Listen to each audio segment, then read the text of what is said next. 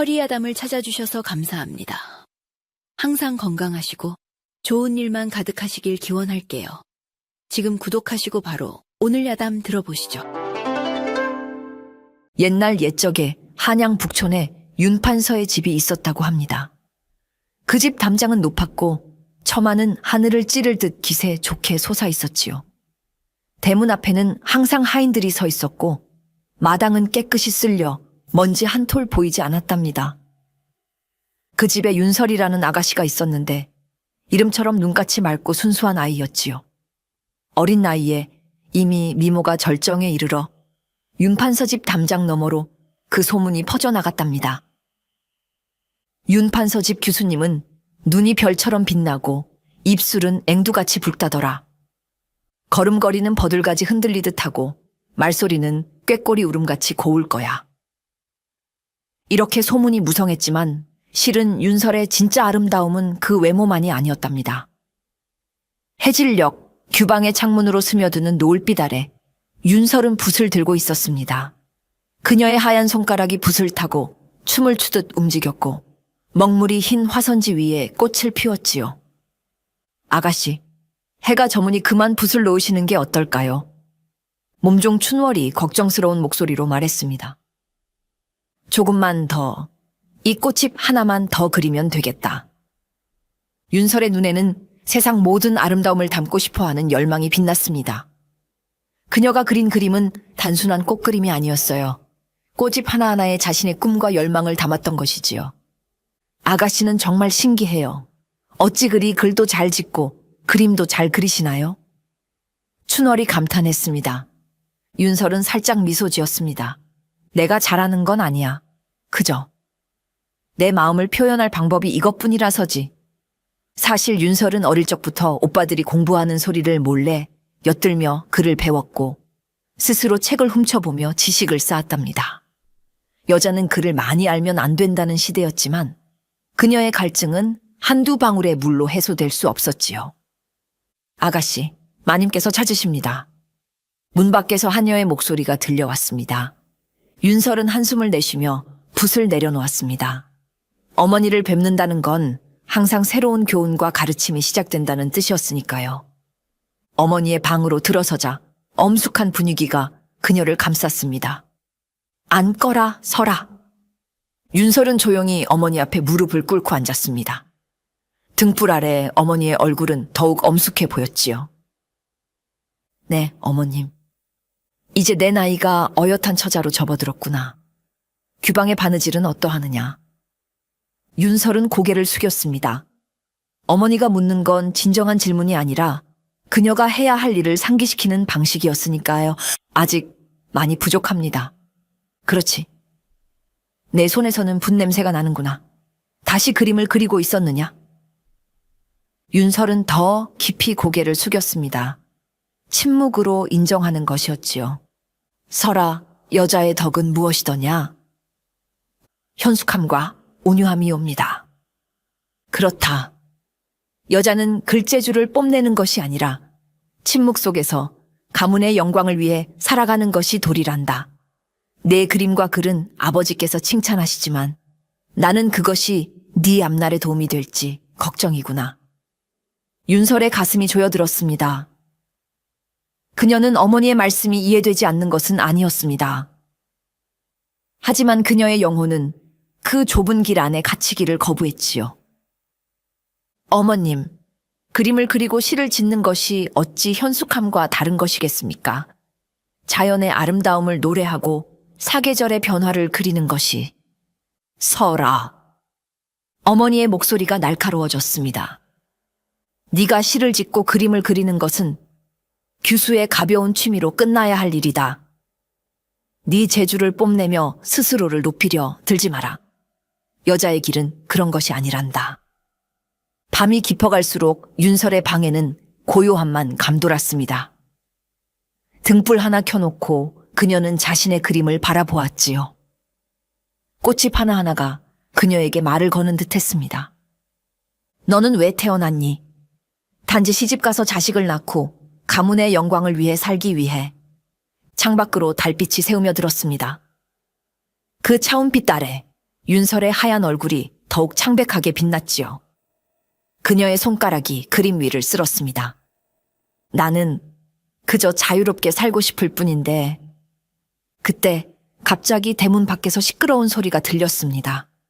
말발굽 소리와 함께 남자들의 웅성거림이 담장을 넘어왔지요. 어서 나오게. 윤 판서 어른 계시는가? 윤설은 놀라 창문 가까이 다가갔습니다. 하인들이 분주히 움직이는 모습이 보였고 춘월이 황급히 그녀의 방으로 들어왔습니다. 아가씨, 아버님께서 급히 들어오셨습니다. 그런데 무슨 일이냐 춘월아. 김대감께서도 함께 오셨다고 합니다. 윤설의 얼굴이 더욱 창백해졌습니다.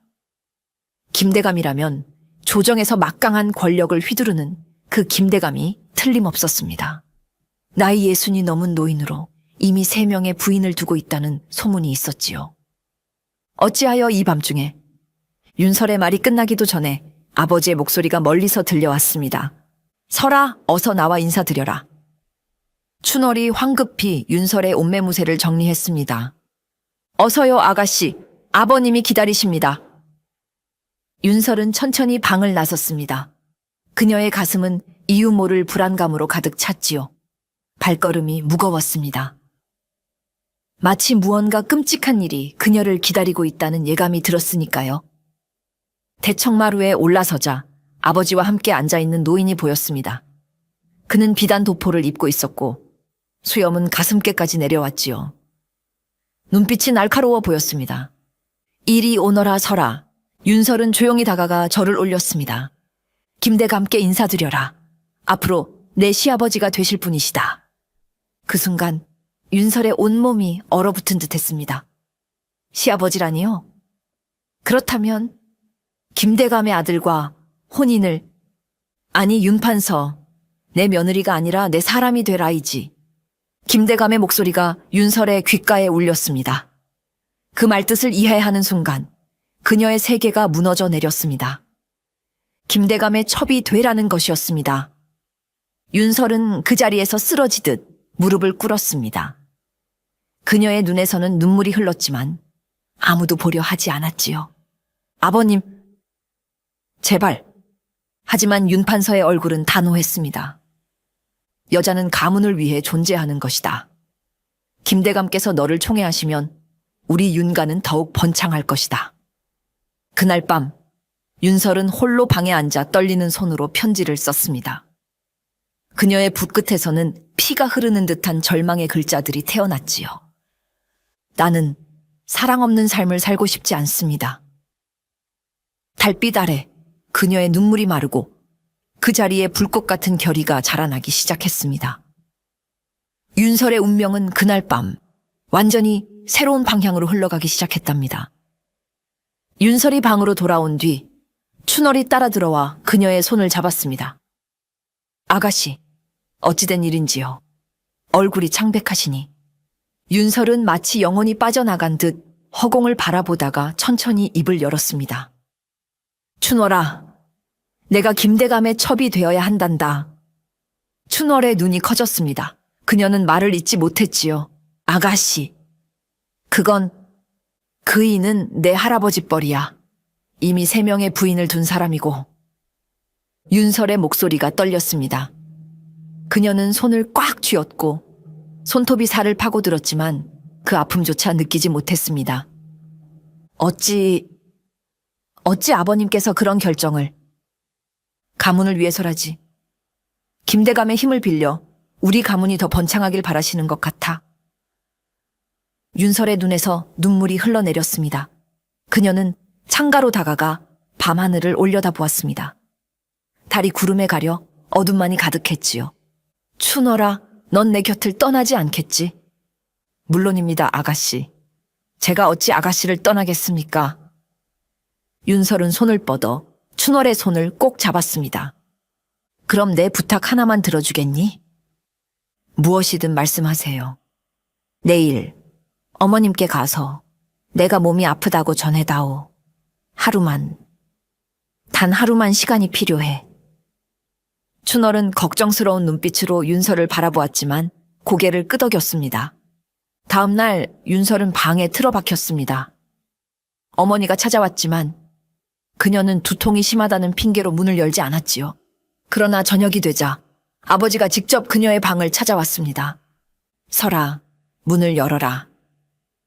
윤설은 천천히 일어나 문을 열었습니다.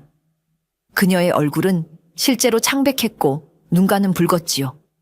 아버님, 네가 병이 들었다고 들었다만 네 얼굴을 보니 병이 아니라 불만인 것 같구나. 윤설은 고개를 숙였습니다.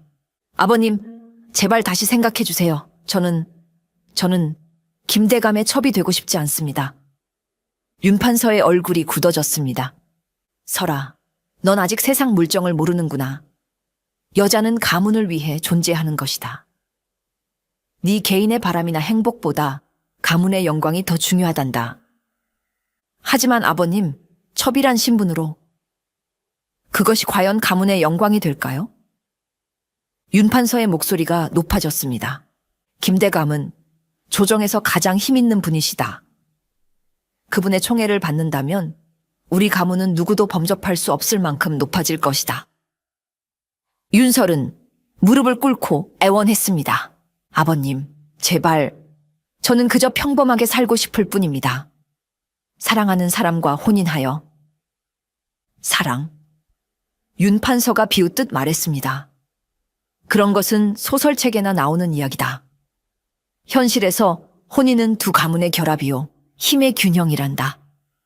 윤설이 고개를 들었을 때 그녀의 눈에는 더 이상 눈물이 없었습니다. 그저 깊은 슬픔만이 가득했지요. 며칠 안에 혼례를 치를 것이다. 그때까지 네 마음을 바로잡아라. 그렇게 말하고 윤판서는 방을 나갔습니다. 그러나 다음 날 윤설이 여전히 거부 의사를 밝히자 아버지의 분노는 극에 달했습니다. 네가 이렇게까지 거역하다니.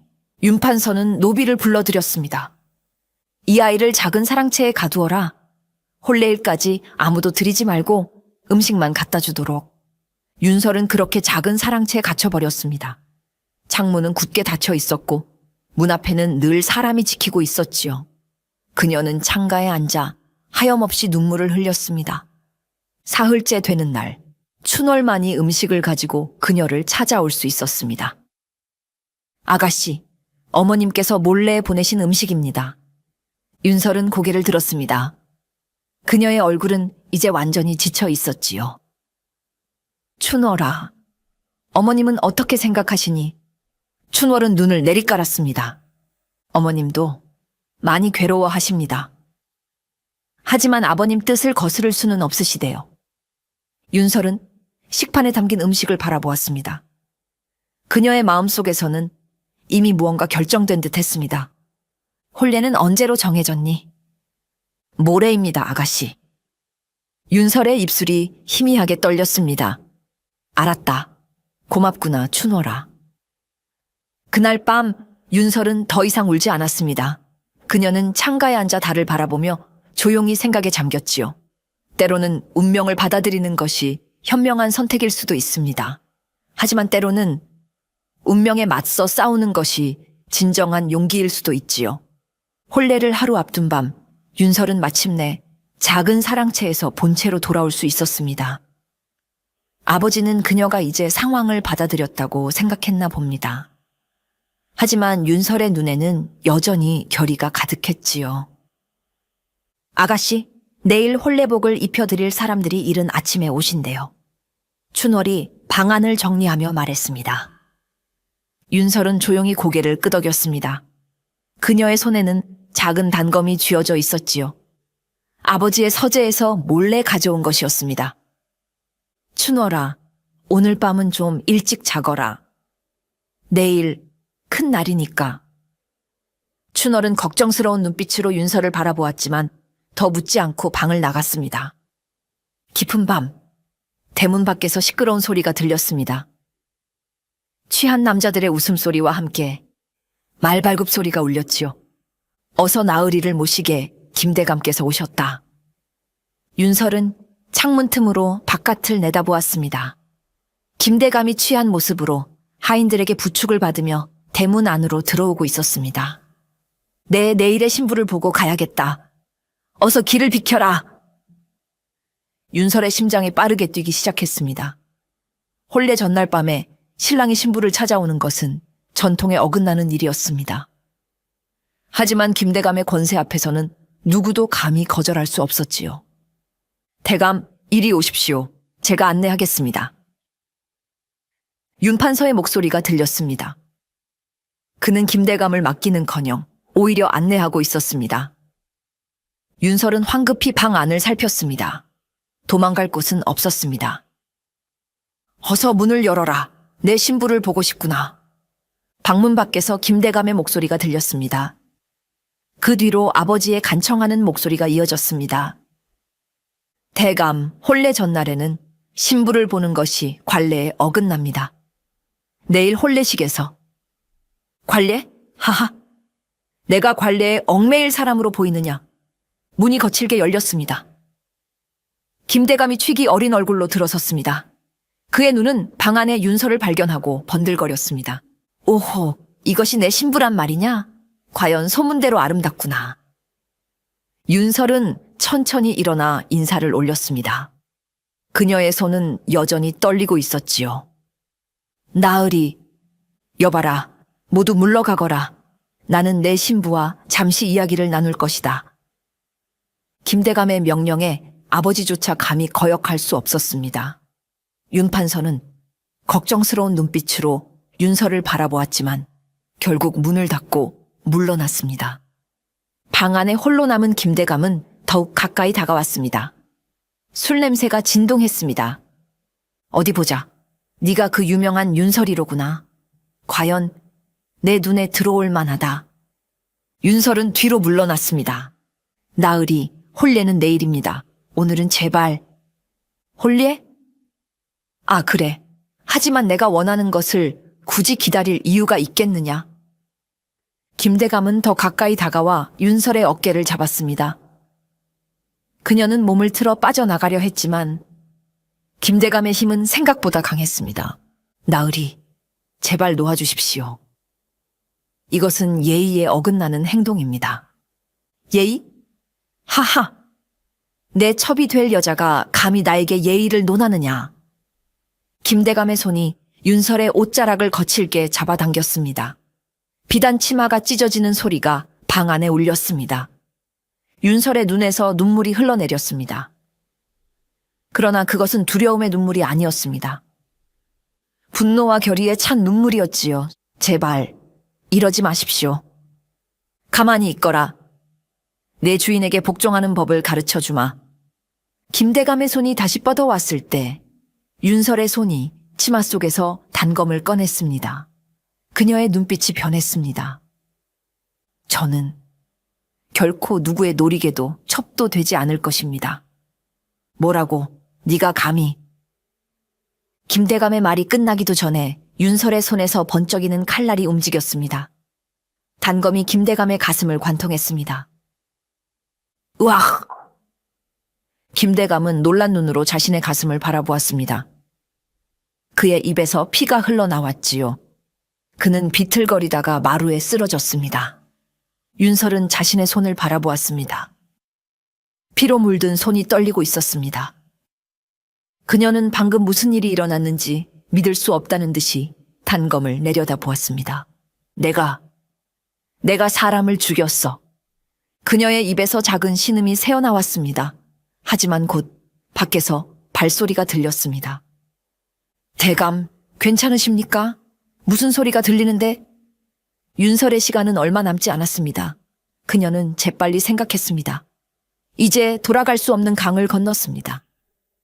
살인자가 된 것이지요.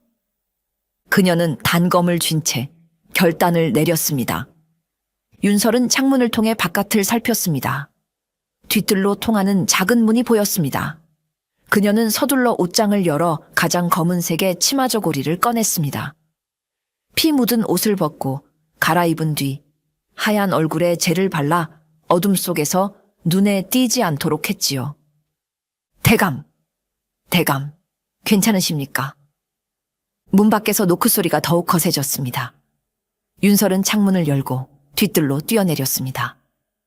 그녀의 발목이 아팠지만 그런 것은 신경 쓸 겨를이 없었지요.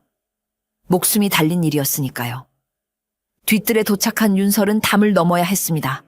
그녀는 평생 담을 넘어본 적이 없었습니다. 하지만 지금은 그럴 수밖에 없었지요. 그녀는 나무 상자를 발견하고 그것을 담 아래에 놓았습니다.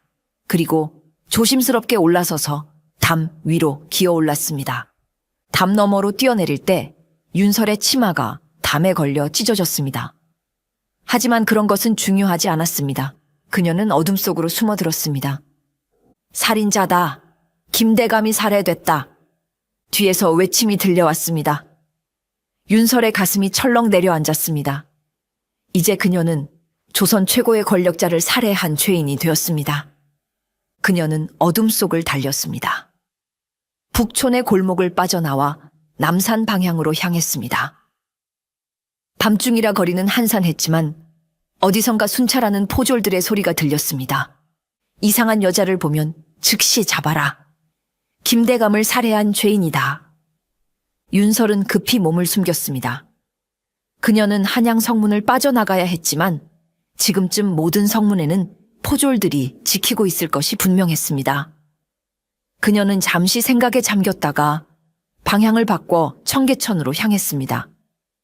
청계천에는 물이 흐르는 곳 아래로 빠져나갈 수 있는 작은 구멍이 있다는 소문을 들은 적이 있었기 때문입니다. 청계천에 도착한 윤설은 주변을 살폈습니다. 아무도 없었습니다. 그녀는 냇가로 내려가 차가운 물에 발을 담갔습니다. 물이 허리까지 차올랐지만 그녀는 개의치 않았습니다. 생사가 달린 일이었으니까요. 물길을 따라 내려가자 정말로 성벽 아래에 작은 구멍이 있었습니다. 평소에는 물이 흘러나가는 곳이었지만 지금은 물이 적어 사람이 기어갈 수 있을 만큼 공간이 있었지요. 윤설은 숨을 깊게 들이마시고 그 구멍으로 들어갔습니다. 어둡고 좁은 공간이었지만 그녀는 앞으로 나아갔습니다. 거미줄이 얼굴에 닿았고 옷은 완전히 젖었지만 그런 것은 중요하지 않았습니다. 마침내 구멍을 빠져나온 윤설은 한양 성벽 바깥에 서 있었습니다. 그녀는 달빛 아래 자신의 모습을 내려다보았습니다. 한때는 고귀한 양반가의 규수였던 그녀는 이제 온몸이 흙과 물에 젖은 채 살인자가 되어 도주하고 있었습니다. 나는 이제 어디로 가야 하지? 윤설은 남쪽을 바라보았습니다. 그녀는 남쪽 지방으로 가기로 결심했습니다. 북쪽은 국경과 가까워 더 위험할 것 같았기 때문이지요. 그녀는 길가에 버려진 하녀의 옷을 발견했습니다. 아마도 빨래를 말리다 잊혀진 것 같았습니다. 윤설은 망설임 없이 그 옷을 가져다 갈아입었습니다. 이제 그녀는 하녀로 변장한 채 대로를 피해 작은 산길을 따라 남쪽으로 향했습니다. 달이 구름에 가려지고 어둠이 더욱 짙어졌습니다. 윤설은 그 어둠 속으로 자신의 과거를 묻은 채 새로운 삶을 찾아 걸어갔습니다. 한양의 아침은 소란스러웠습니다. 김대감의 살해 소식이 번개처럼 퍼져나갔지요. 모든 관청과 포졸들이 윤설을 찾기 위해 움직이기 시작했습니다. 김대감의 저택에서는 또 다른 소란이 일어났습니다. 김대감의 서자 김진우가 아버지의 시신 앞에서 통곡하고 있었습니다. 아버지, 어찌 이런 일이. 김진우는 젊은 관리였습니다. 그는 정실 부인의 자식이 아니었기에 늘 인정받기 위해 노력했지요. 이제 아버지가 죽자 그의 마음은 분노로 가득 찼습니다. 그 여자, 윤판서의 딸이 이런 짓을 저질렀다고 옆에 서 있던 하인이 고개를 끄덕였습니다. 네, 도련님. 어젯밤 대감께서 윤설 아가씨의 방에 들어가셨는데 그 이후에 김진우의 눈에서 불꽃이 번쩍였습니다. 그는 벌떡 일어나 손을 들어 올렸습니다. 전국에 방을 붙여라.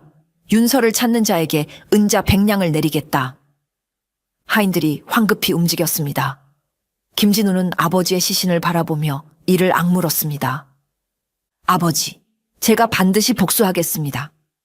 그 여자를 찾아내어 처단하겠습니다. 윤설의 가족들 또한 큰 혼란에 빠졌습니다. 윤판서는 김대감의 살해 소식을 듣고 기절했고 부인은 오열했습니다. 그들은 자신들의 딸이 그런 끔찍한 짓을 저질렀다는 사실을 믿을 수 없었습니다. 우리 서리가 어찌. 춘월은 구석에 숨어 조용히 눈물을 흘렸습니다. 그녀만이 윤설의 고통을 알고 있었기 때문입니다. 한편 김진우는 직접 병사들을 이끌고 윤설을 추적하기 시작했습니다. 그는 한양 성문을 모두 봉쇄했지만 이미 윤설은 성문을 빠져나간 뒤였지요. 청계천으로 연결된 물길을 통해 빠져나갔을 가능성이 있습니다. 포졸 하나가 보고했습니다. 김진우는 눈을 빛냈습니다. 당장 그 방향으로 추적하라. 남쪽 지방의 모든 관에 통보하고 주요 도로마다 병사를 배치하라. 김진우의 명령에 수백 명의 병사들이 움직이기 시작했습니다. 그들은 윤설의 흔적을 찾기 위해 한양 주변을 샅샅이 뒤졌습니다. 도련님, 여기 물에 젖은 비단 조각이 있습니다. 병사 하나가 청계천 물길 근처에서 찢어진 비단 조각을 발견했습니다. 김진우는 그것을 받아들고 냄새를 맡았습니다. 향기가 나는군. 분명 고급 비단이다. 이것은 윤설의 것임에 틀림없다. 증거를 찾은 김진우는 더욱 확신을 가지고 남쪽 방향으로 추적을 시작했습니다. 그는 직접 말을 타고 선두에 섰습니다. 살인자를 절대 놓치지 마라. 내가 직접 그 여자의 목을 베어 아버지의 원수를 갚을 것이다. 김진우의 눈빛은 광기 어린 복수심으로 가득했습니다. 그는 이미 마음속으로 윤설을 처단할 방법을 구상하고 있었지요. 한편 윤설은 그녀를 찾는 자들이 있다는 것을 알지 못한 채 끊임없이 남쪽으로 걸음을 옮기고 있었습니다. 그녀는 낮에는 숲속에 숨어 쉬고 밤에만 길을 걸었습니다. 한여로 변장한 그녀는 지나가는 사람들의 눈에 띄지 않았습니다. 그러나 김진우의 병사들은 계속해서 그녀의 뒤를 쫓고 있었습니다. 그들은 마을마다 윤설의 수배령을 붙이고 그녀를 본 사람에게 큰 상금을 약속했지요. 한편 지리산의 깊은 골짜기는 세상의 시름을 모르는 듯 평화로웠습니다. 아침 햇살이 소나무 사이로 비치고 맑은 계곡물이 흐르는 이곳은 마치 별세계와도 같았지요. 그 깊은 산속 숨겨진 골짜기에 작은 초가집 몇 채가 모여 있었습니다. 겉보기엔 평범한 산속 마을 같았지만 이곳은 평범한 마을이 아니었지요. 두령님, 오늘도 관군들이 산 아래를 돌아다닌다고 합니다. 젊은 사내가 숨을 헐떡이며 마을로 달려왔습니다. 그가 찾는 두령은 마을 중앙에 있는 가장 큰 초가집 앞에 서 있었습니다. 키가 훤칠하고 어깨가 넓은 사내였지요. 그는 30 즈음으로 보였으나 그의 눈빛은 이미 많은 세상사를 겪은 사람처럼 깊고 무거웠습니다. 그래? 우리를 찾아온 건가? 그가 바로 최훈이었습니다. 한때는 양반 집안의 도련님이었지만 지금은 지리산 두령이라 불리는 의적의 우두머리였지요. 아닙니다. 새로운 형함이 부임했다고 하는데 그가 지리산 일대를 수색하라는 명령을 내렸다고 합니다. 최훈은 미소를 지었습니다. 그것은 걱정이나 두려움이 없는 자신감 넘치는 미소였지요. 새 형함이 부임했으면 우리도 인사를 드려야겠구나. 주변에 모여있던 사내들이 웃음을 터뜨렸습니다. 그들은 모두 최훈의 부하들이었고 그를 따라 의적의 길을 걷고 있었지요. 두령 올 가을 세금이 또 올랐다고 합니다. 백성들이 몹시 괴로워한다지요. 늙은 사내가 말했습니다. 그는 최윤의 오른팔 격인 박노인이었지요. 최윤의 얼굴이 굳어졌습니다. 그의 눈에서 분노의 불꽃이 일었지요. 또 세금을 올렸다고? 백성들은 이미 먹고 살기 힘든데. 최윤은 입술을 깨물었습니다. 그의 마음속에 옛 기억이 떠올랐지요. 5해 전 최훈은 최판관의 아들로 한양에서 살고 있었습니다. 그는 뛰어난 학식과 재능을 인정받아 과거에 급제했고 조정에서 작은 벼슬을 하고 있었지요. 그의 아버지 최판관은 청렴결백한 관리로 이름 높았습니다. 하지만 그런 아버지의 결백함이 화를 불러왔지요. 그 당시 조정에는 부패한 세력이 많았고 그들은 최판관에게 뇌물을 요구했습니다. 장관, 저는 뇌물을 받을 수 없습니다. 그것은 나라의 법도에 어긋나는 일입니다. 최판관의 단호한 거절에 부패한 세력들은 분노했습니다. 그들은 최판관을 모함하기 시작했습니다. 최판관이 역적과 내통했다. 그가 나라를 팔아먹으려 한다. 터무니없는 모함이었지만 권력자들의 입에서 나온 말은 곧 진실이 되었습니다. 최판관은 억울하게 역적으로 몰려 처형당했고 그의 가족들은 모두 유배를 떠나야 했지요. 하지만 최우는 유배지로 가는 길에 도망쳤습니다. 그는 자신의 아버지가 당한 부당함에 분노했고 그 분노를 가슴에 묻은 채 지리산으로 숨어들었습니다. 두령님, 어떻게 할까요? 젊은 사내의 물음에 최우는 생각에서 깨어났습니다. 준비하라. 오늘 밤 형암의 창고를 털 것이다. 최운의 말에 모두가 술렁였습니다. 형암의 창고를 털겠다는 것은 위험한 일이었지만 그들은 두령의 결정을 믿었습니다. 그날 밤 최운은 10명의 사내들과 함께 산을 내려갔습니다. 그들은 모두 검은 옷을 입고 얼굴에는 검은 천을 둘러 정체를 숨겼지요. 형암의 저택은 작은 읍내 중심에 있었습니다. 달이 구름에 가려 어두운 밤이었기에 그들은 쉽게 담을 넘을 수 있었지요. 여기가 창고다. 박노인이 작은 소리로 말했습니다. 최우는 고개를 끄덕이고 자물쇠를 살폈습니다. 그리고는 작은 도구를 꺼내 자물쇠를 따기 시작했지요. 딸깍! 자물쇠가 열렸습니다. 최우는 조심스럽게 문을 열고 안으로 들어갔습니다. 창고 안에는 쌀이 가득 쌓여 있었고 한쪽에는 비단과 은자가 보관된 상자들이 놓여 있었지요. 쌀과 은자를 가져가자. 비단은 두고 가라. 최운의 지시에 사내들은 재빨리 움직였습니다.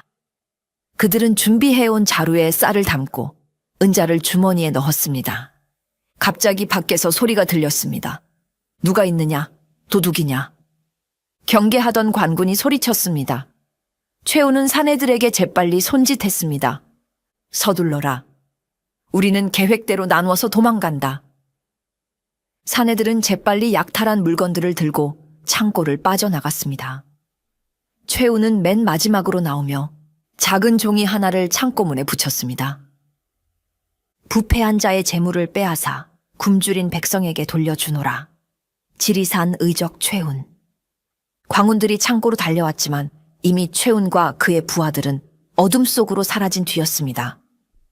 그들은 각자 다른 방향으로 흩어져 산으로 돌아갔지요. 다음 날 아침 최우는 산속 마을에서 약탈한 쌀과 은자를 정리했습니다. 이 쌀은 마을로 나눠 주어라. 특히 과부와 고아가 있는 집에 더 많이 주도록 해라. 박노인이 고개를 끄덕였습니다. 은자는 어떻게 할까요? 최우는 잠시 생각에 잠겼다가 말했습니다. 절반은 마을 사람들에게 나눠주고 나머지는 우리가 필요한 물건을 사는 데 쓰자. 특히 약재와 소금 그리고 무기를 만들 쇠를 사야 한다. 그날 오후 최운의 부하들은 산 아래 여러 마을로 쌀과 은자를 나눠주러 갔습니다. 그들은 밤중에 몰래 가난한 집 문 앞에 쌀자루와 은자를 두고 왔지요. 마을 사람들은 아침에 일어나 문 앞에 놓인 선물을 보고 깜짝 놀랐습니다. 누가 이런 선물을 주었는지 모르지만 그들은 그것이 지리산 의적의 선물임을 짐작했지요. 지리산 의적이 형암의 창고를 털어 우리에게 나눠주었다더라. 그는 정말 의로운 도둑이구나. 가난한 백성들의 편이야. 소문은 빠르게 퍼져나갔습니다. 형암은 크게 화를 내고 더 많은 관군을 동원해 의적을 잡으려 했지만 마을 사람들은 아무도 최운의 행방을 알려주지 않았습니다. 오히려 그들은 관군들에게 엉뚱한 방향을 알려주며 최운을 보호했지요. 지리산 깊은 계곡 옆 폭포수가 떨어지는 바위 위에 최운이 앉아 있었습니다. 그는 멀리 보이는 마을들을 바라보고 있었지요. 한때는 그 자신도 저 마을들처럼 평화롭게 살았었습니다. 양반의 신분으로 세상에 근심 걱정 없이 말입니다. 두령님, 박노인이 다가와 최운 옆에 앉았습니다. 무슨 생각을 그리 깊이 하십니까? 최운은 미소를 지었습니다. 그것은 쓸쓸한 미소였지요. 내가 양반이었을 때는 백성의 고통을 몰랐지. 책에서 배운 민본이란 글자가 단지 글자로만 남아 있었던 거야. 박노인은 묵묵히 듣고 있었습니다. 하지만 이제 나는 그들의 편이 되었다. 백성들이 얼마나 고통받고 있는지, 얼마나 힘든 삶을 살고 있는지 이제야 알게 되었어. 최훈의 눈에 결의가 빛났습니다. 양반으로 살았다면 결코 알지 못했을 것들을 많이 배웠네. 박노인이 고개를 끄덕였습니다. 두령님께서 원래 양반이셨다는 것을 아는 사람은 여기서도 몇 안 됩니다. 대부분은 두령님을 그저 의로운 도둑으로만 알고 있지요. 최우는 웃음을 터뜨렸습니다. 그게 더 좋지. 나는 더 이상 그런 신분에 얽매이고 싶지 않아. 그때 멀리서 뿔라팔 소리가 들렸습니다. 그것은 위험을 알리는 신호였지요. 관군들이 올라오고 있다. 젊은 사내가 달려와 외쳤습니다. 최우는 재빨리 일어섰습니다. 모두에게 알려라, 숨어라, 오늘은 싸우지 않는다. 최훈의 명령에 사내는 고개를 끄덕이고 달려갔습니다. 박노인이 걱정스러운 얼굴로 최훈을 바라보았습니다. 두령님, 숨는 것보다 그들과 맞서 싸우는 게 낫지 않을까요? 우리는 이 산을 잘 알고 있으니 유리할 텐데요. 최훈은 고개를 저었습니다. 불필요한 피를 흘리고 싶지 않네. 그들도 그저 명령에 따르는 병사들일 뿐이야. 진짜 적은 저 관청에 앉아 백성들의 피를 빨아먹는 자들이지. 최훈의 말에 박노인은 더 이상 반박하지 않았습니다. 그들은 서둘러 숨겨진 동굴로 향했습니다. 그곳은 그들의 비밀 은신처였지요. 관군들은 온종일 산을 뒤졌지만 최훈과 그의 부하들의 흔적은 찾지 못했습니다. 해가 저물자 그들은 마지못해 산에서 내려갔지요. 그날 밤 최훈은 동굴 안에서 부하들과 함께 다음 계획을 세웠습니다. 들어보니 안동 김씨 가문의 사또가 새로 부임했다고 하더군. 그는 백성들에게 과도한 세금을 걷고 뇌물을 밝힌다고 한다. 최훈의 말에 부하들의 얼굴이 분노로 일그러졌습니다. 그뿐만 아니라 젊은 여인들을 강제로 데려가 괴롭힌다고도 하지. 그런 놈은 벌을 받아야 합니다, 두령님. 젊은 사내가 외쳤습니다. 다른 이들도 동의의 뜻으로 고개를 끄덕였지요. 최훈은 미소를 지었습니다. 그것은 의로운 분노가 담긴 미소였습니다. 그래, 우리가 그를 벌할 것이다. 하지만 이번에는 단순히 창고를 터는 것이 아니라 그의 부정한 증거를 찾아내야 한다. 증거라뇨. 그가 뇌물을 받은 장부나 백성들을 괴롭힌 증거지. 그것을 찾아 조정에 알리면 그는 벼슬에서 쫓겨날 것이다. 부하들은 놀란 눈으로 최훈을 바라보았습니다. 그들은 주로 재물을 약탈하는 일을 했지 이런 정의로운 일을 계획한 적은 없었기 때문이었습니다. 두령님, 그건 위험한 일입니다. 만약 잡히면 걱정 마라. 나 혼자 갈 것이다. 최훈의 말에 모두가 반대했습니다. 안 됩니다. 두령님께서 위험에 처하시면 우리는 어찌합니까?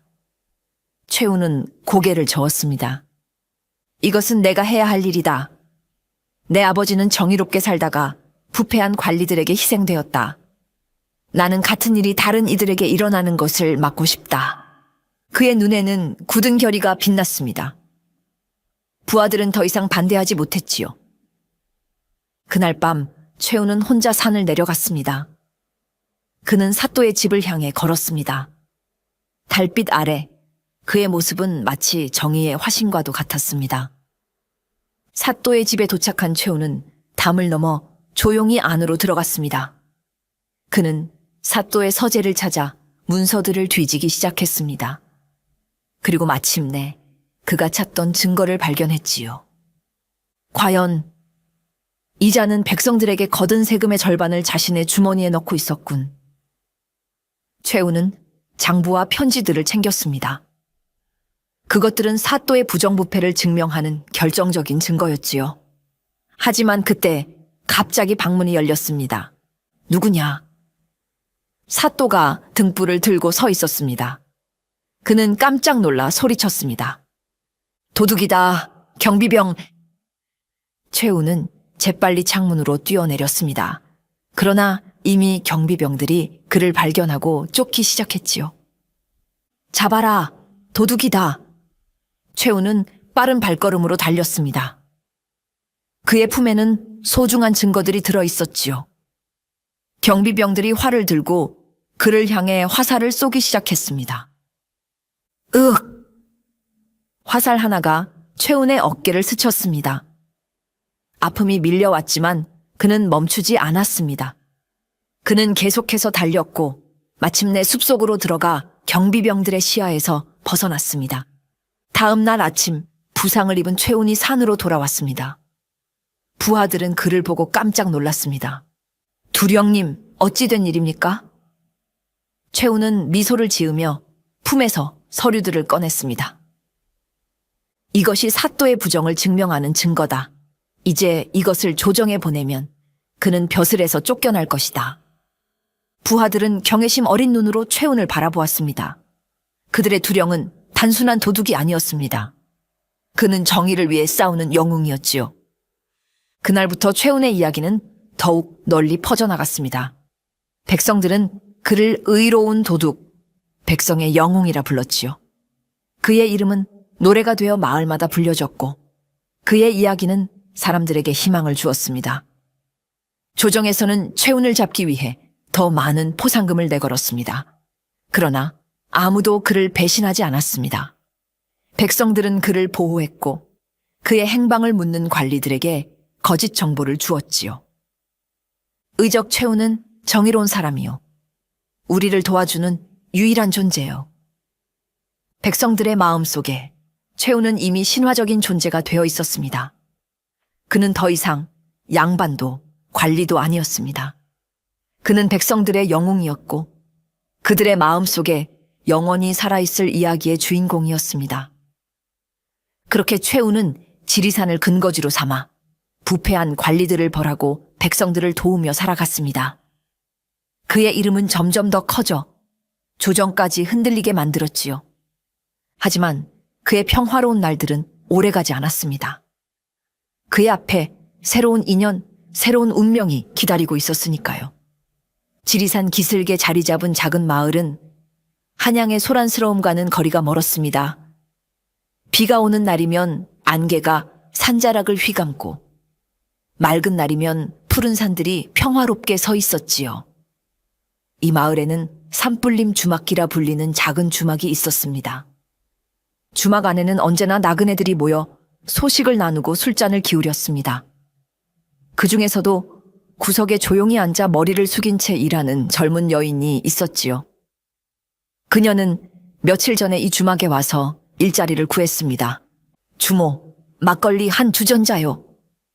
취객의 큰 소리에 젊은 여인이 고개를 들었습니다. 그녀는 재빨리 막걸리를 채워 나르기 시작했지요.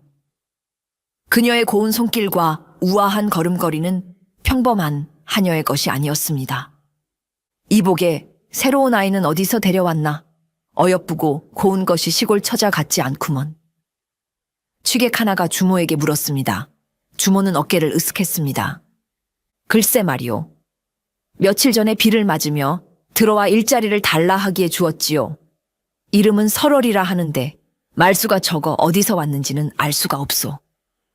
설월. 그것은 윤설이 지어낸 가명이었습니다. 그녀는 한양에서 도망쳐 나온 뒤 여러 마을을 떠돌다 이곳에 정착했지요.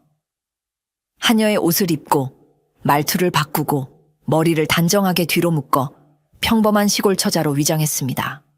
하지만 타고난 그녀의 기품은 쉽게 감출 수 없었습니다. 술상을 나를 때도 그 자태는 우아했고 말을 할 때도 교양 있는 목소리가 새어나왔지요. 그날 저녁 비가 내리기 시작했습니다. 빗방울이 주막의 초가지붕을 두드리는 소리가 들렸고 사람들은 더욱 주막 안으로 모여들었습니다. 어서 들어오시오. 비가 많이 오는구려. 주모가 문에 들어서는 나그네들을 반겼습니다. 그 중에는 키가 훤칠하고 어깨가 넓은 젊은 사내가 있었지요. 그는 투박한 갓을 쓰고 있었지만 그 아래 드러난 이목구비는 범상치 않았습니다. 막걸리 한 주전자와 안주 좀 주시오. 그 사내는 구석자리에 앉았습니다. 윤설은 술과 안주를 들고 그에게 다가갔습니다. 그녀가 술상을 내려놓는 순간 두 사람의 눈이 마주쳤지요. 순간 시간이 멈춘 듯 했습니다. 윤설은 그 사내의 깊은 눈빛에 이상한 떨림을 느꼈습니다. 그의 눈은 마치 그녀의 모든 것을 꿰뚫어 보는 듯 했지요. 감사합니다. 사내는 천천히 고개를 끄덕였습니다. 윤설은 얼른 고개를 숙이고 자리를 피했습니다. 그러나 그녀의 가슴은 이상하게 뛰고 있었지요. 그 사내는 바로 최운이었습니다. 그는 마을에 형암의 세금 징수관이 온다는 소식을 듣고 상황을 살피러 주막에 들렀던 것이지요. 최운은 천천히 술잔을 들었지만 그의 눈은 자꾸 윤설을 쫓았습니다. 그녀가 술상을 나르는 모습, 손님들을 응대하는 태도, 그리고 무엇보다 그 손끝에서 느껴지는 기품이 그의 시선을 사로잡았지요. 저 여인 분명 보통 처자가 아니야. 그 걸음걸이, 말투. 양반가의 교수 같은데. 최우는 생각에 잠겼습니다. 그는 한때 양반이었기에 양반가의 교수가 가진 특별한 분위기를 알아볼 수 있었지요. 한편 윤설도 그 사내가 평범한 나그네가 아님을 직감했습니다. 그의 손은 거칠었지만 그 눈빛과 말투에는 교양이 묻어났고 특히 술잔을 드는 손짓에서 양반의 품격이 느껴졌지요. 저 사내는 단순한 장돌뱅이가 아니다. 저런 눈빛을 가진 사람은 많은 것을 겪은 사람일 텐데. 그들은 서로에게 이상한 호기심을 느꼈지만 둘 다 자신의 정체를 숨겨야 했기에 그저 멀리서 서로를 관찰할 뿐이었습니다. 밤이 깊어갈수록 주막은 더욱 시끌벅적해졌습니다. 취객들의 웃음소리와 노랫가락이 가득했지요. 그때 문이 벌컥 열리고 두 명의 사내가 들어왔습니다. 여기 술 가져오시오. 그들은 거칠게 소리쳤습니다. 윤설은 그들에게 술을 가져다 주려 했지만 무언가에 이끌린 듯 발걸음을 멈추었습니다. 그들의 옷차림과 말투가 낯설지 않았지요. 한양에서 온 사람들 같았습니다. 윤설은 황급히 고개를 숙이고 부엌으로 들어가려 했습니다. 그러나 그때 사내 중 하나가 그녀를 불렀습니다. 이봐 처녀, 어서 술 좀 가져오시오. 윤설은 천천히 고개를 들어 사내들을 바라보았습니다. 그들은 분명 김진우의 사병들이었습니다. 그녀의 가슴이 철렁 내려앉았지요. 어떻게 여기까지 쫓아왔을까? 그녀는 떨리는 손으로 술을 따랐습니다. 다행히 사병들은 그녀를 알아보지 못한 것 같았습니다. 그들은 술을 마시며 이야기를 나누기 시작했지요. 이제 어디를 찾아봐야 할지 모르겠군. 그 여자는 마치 안개처럼 사라진 것 같아. 아니야, 분명 이 근처에 있을 거야. 김도령님이 말씀하셨잖아. 지리산 방향으로 흔적이 있었다고. 윤설의 손이 떨렸습니다. 그들은 분명 그녀를 찾고 있었습니다. 그녀는 재빨리 부엌으로 들어가 숨었습니다. 그녀의 이상한 행동을 지켜보던 최우는 눈을 가늘게 떴습니다. 그는 그녀가 숨은 이유를 짐작했고 사병들의 대화를 귀에 깊게 들었지요. 우리가 찾는 여자는 윤판서의 딸이요. 키가 크고 눈이 맑은 여자라고 하더군. 특히 손이 하얗고 고와서 어디서든 눈에 띈다고 했소. 최운의 눈이 번쩍 빛났습니다. 윤판서의 딸? 그는 한양에 있을 때 윤판서가 누구인지 알고 있었습니다. 그리고 그가 딸이 있다는 것도 알고 있었지요. 혹시 저 여인이 윤판서의 딸인가? 그는 생각에 잠겼습니다. 그리고 무언가 결심한 듯 천천히 일어났습니다. 윤설은 부엌에서 떨고 있었습니다. 그녀는 이제 어디로 가야 할지 막막했습니다. 사병들이 이곳까지 쫓아왔다면 더 이상 안전한 곳은 없을 것이었지요. 문득 누군가 부엌으로 들어오는 기척이 느껴졌습니다. 윤설은 놀라 뒤를 돌아보았지요. 그곳에는 아까 그 사내 최운이 서 있었습니다. 당신 무슨 일이요? 윤설이 떨리는 목소리로 물었습니다. 최운은 그녀를 조용히 바라보다가 낮은 목소리로 말했습니다. 당신은 윤판서의 딸이지요? 윤설의 얼굴이 창백해졌습니다. 그녀는 부정하려 했지만 최은의 눈빛에 압도되어 말을 잇지 못했습니다. 걱정 마시오. 나는 당신을 해치려는 것이 아니오. 오히려 도움을 주고 싶소. 당신은 누구요? 윤설이 조심스럽게 물었습니다. 최우는 잠시 망설이다가 답했습니다. 나는 그저 이 산에 사는 사람이오. 그들이 당신을 찾고 있다는 것을 들었소. 위험한 상황에 처한 것 같은데 도움이 필요하지 않소? 윤설은 망설였습니다. 이 낯선 사내를 믿어도 될지 확신이 없었지요. 하지만 그의 눈빛에는 진실함이 깃들어 있었습니다. 나는 그들에게 쫓기고 있소. 하지만 당신은 왜 나를 돕겠다는 것이오? 최우는 미소를 지었습니다. 이유가 꼭 필요한가요? 어려운 사람을 돕는 것은 당연한 일이 아니오. 그의 대답은 단순했지만 윤설은 그 말 속에 더 깊은 의미가 있다고 느꼈습니다. 당신, 정말 단순한 산 사람이 아니지요. 최은의 눈이 빛났습니다. 당신도 단순한 하녀가 아니듯이 말이오. 두 사람 사이에 이상한 긴장감이 감돌았습니다. 그들은 서로의 정체를 완전히 밝히지 않았지만 묘한 신뢰감을 느끼고 있었지요. 그때 부엌 밖에서 소란스러운 소리가 들렸습니다. 이 주막에 있는 여자들을 모두 검사해라. 윤설을 찾아내야 한다. 윤설의 얼굴이 공포로 일그러졌습니다. 최우는 재빨리 결단을 내렸습니다. 나를 따라오시오. 이 뒤로 빠져나갈 수 있소. 윤설은 잠시 망설였지만 선택의 여지가 없었습니다. 그녀는 고개를 끄덕이고 최운을 따랐지요. 최운은 부엌 뒤편의 작은 문을 열고 윤설을 이끌었습니다. 그들은 주막 뒤 어둠 속으로 빠져나왔습니다. 비는 여전히 내리고 있었고 그들의 발자국 소리를 가려주었지요. 저 산으로 가면 안전할 것이오. 내가 아는 곳이 있소.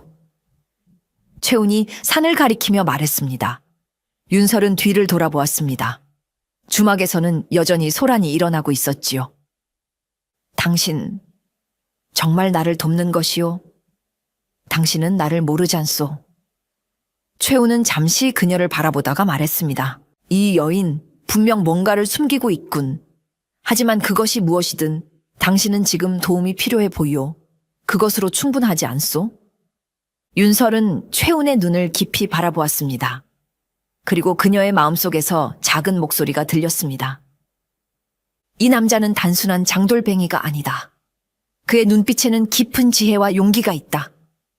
그녀는 천천히 고개를 끄덕였습니다. 당신을 믿겠소. 하지만 먼저 알아야 할 것이 있소. 나는 살인자라오.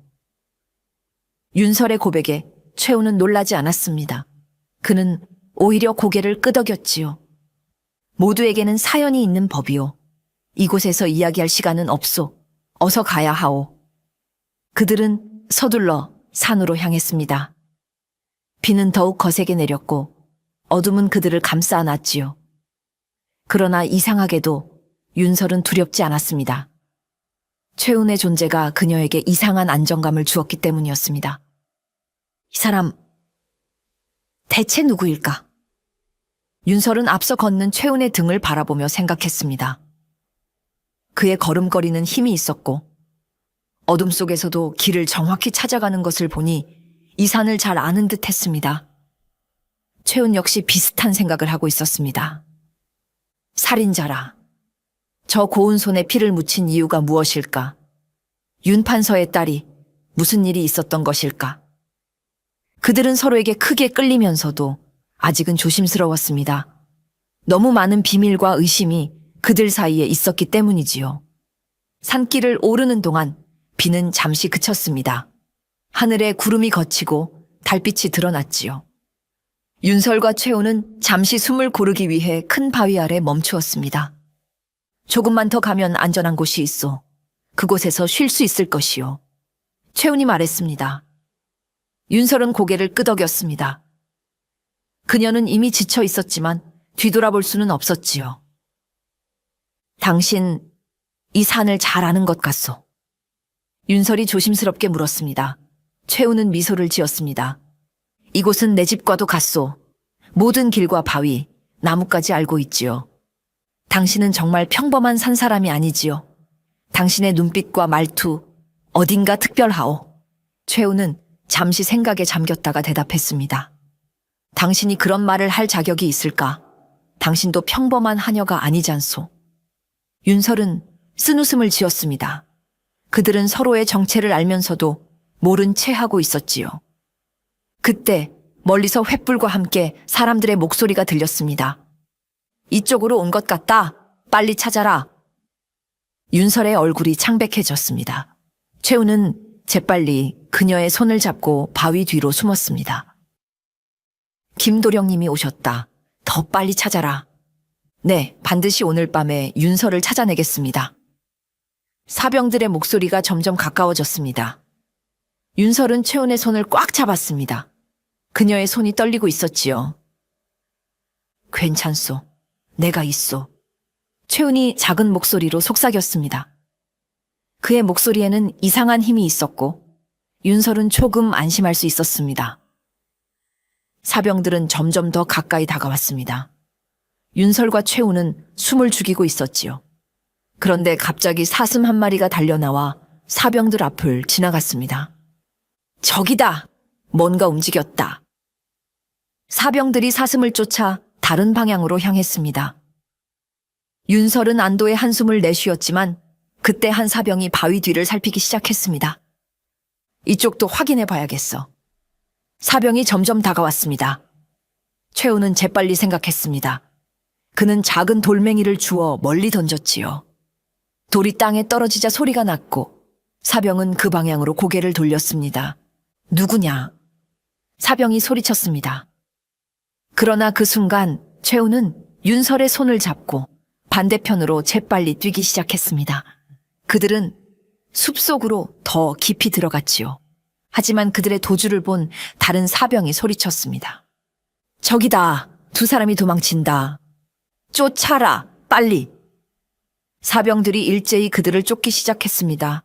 최우는 윤설에게 속삭였습니다. 내 말을 잘 들으시오. 내가 지금이라고 말하면 당신은 저 큰 바위 뒤로 숨어야 하오. 알겠소?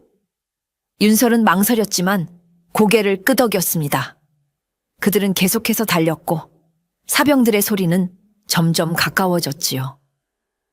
마침내 그들은 넓은 바위가 있는 곳에 도착했습니다. 최우는 윤설을 바라보며 외쳤습니다. 지금! 윤설은 즉시 바위 뒤로 숨었습니다. 그리고 최우는 놀랍게도 반대 방향으로 뛰어가며 소리쳤습니다. 여기다! 이쪽으로 오너라! 사병들은 최운을 쫓아 달려갔습니다. 윤설은 바위 뒤에서 떨고 있었습니다. 최운이 위험에 처한 것이 분명했지만 그녀는 움직일 수 없었습니다. 얼마 후 산속이 조용해졌습니다. 윤설은 조심스럽게 바위 뒤에서 나왔습니다. 주변은 어둠에 쌓여 있었고 아무도 보이지 않았지요. 그 사람 무사할까? 윤설은 걱정스럽게 생각했습니다.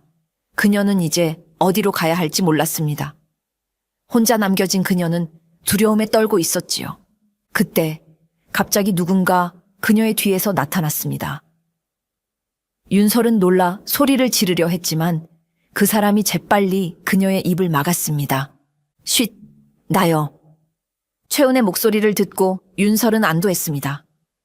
그는 약간 숨이 가쁘고 옷에 흙이 묻어 있었지만 무사한 것 같았습니다. 당신 괜찮소? 윤설이 걱정스럽게 물었습니다. 최우는 미소를 지었습니다. 괜찮소. 그들을 따돌렸소. 하지만 오래 머물 수는 없소. 그들이 곧 돌아올 거요. 당신은 왜 위험을 무릅쓰고 나를 도와주시오? 윤설이 진지하게 물었습니다. 최우는 잠시 그녀를 바라보다가 대답했습니다. 모르겠소. 아마도 당신의 눈빛에 무언가 끌린 것 같소. 당신의 눈에는 두려움도 있지만 그 안에 강한 의지도 보였소. 윤설은 깊은 감동을 느꼈습니다. 이 낯선 산에는 그녀의 진짜 모습을 본 것 같았습니다. 이제 어디로 가야 하오? 윤설이 물었습니다. 최우는 산 깊숙한 곳을 가리켰습니다. 내가 사는 곳이 있어. 그곳에 가면 안전할 것이요. 당신을 믿어도 되는 거요? 윤설이 마지막으로 물었습니다. 최우는 진지한 표정으로 대답했습니다. 당신이 나를 믿든 믿지 않든 지금 당신에게는 선택의 여지가 없소. 하지만 나는 맹세하오. 당신을 해치지 않을 것이오. 윤설은 그의 눈을 깊이 들여다보았습니다. 그리고 마침내 결심했지요. 당신을 따르겠소. 최우는 고개를 끄덕이고 다시 산길을 오르기 시작했습니다. 윤설은 그의 뒤를 따랐지요. 그들은 서로의 정체를 완전히 알지 못했지만 이상한 운명의 끈으로 이어진 것 같았습니다. 달빛이 그들의 길을 밝혀주었고 바람이 살랑살랑 불었습니다. 그 깊은 산 속에서 두 사람의 새로운 이야기가 시작되고 있었지요. 깊은 밤, 지리산의 품속에 숨겨진 작은 골짜기가 있었습니다. 그곳에는 나무와 돌과 흙으로 지어진 작은 초가집이 몇 채 있었지요. 그중 가장 큰 집 앞에 최운과 윤설이 도착했습니다. 여기가 당신이 사는 곳인가요? 윤설이 숨을 고르며 물었습니다. 달빛 아래 그녀의 얼굴은 지쳐 있었지만 여전히 아름다웠습니다. 그렇소. 이곳은 사람들의 발길이 닿지 않는 곳이라 안전하오. 최운이 대답했습니다. 그는 문을 열고 윤설을 안으로 안내했습니다. 집 안은 소박했지만 정갈했습니다. 아궁이에 불이 살짝 남아있어 따스했고 벽에는 책들이 가지런히 놓여 있었지요. 평범한 산 사람의 집 같지는 않은데요. 윤설이 책들을 바라보며 말했습니다. 최우는 미소를 지었습니다. 나도 평범한 산 사람은 아니니까요. 최우는 불을 더 지피고 윤설에게 따뜻한 차를 대접했습니다. 그들은 잠시 침묵 속에 앉아 있었습니다. 밖에서는 바람 소리와 풀벌레 소리만 들렸지요. 당신은 아까 자신을 살인자라고 했소. 최운이 마침내 입을 열었습니다. 그의 목소리는 부드러웠지만 그 물음에는 무게가 실려 있었습니다. 그대는 도대체 무슨 죄를 지었소? 윤설은 찻잔을 내려놓고 깊은 숨을 내쉬었습니다. 그녀의 눈에는 슬픔이 가득했지요. 말씀드렸듯이 저는 윤 판서의 딸 윤설입니다. 한양의 명문가에서 태어나 규수로 자랐지요. 그녀는 천천히 이야기를 시작했습니다. 자신이 어떻게 자라왔는지, 아버지가 어떻게 그녀를 김대감의 첩으로 보내려 했는지.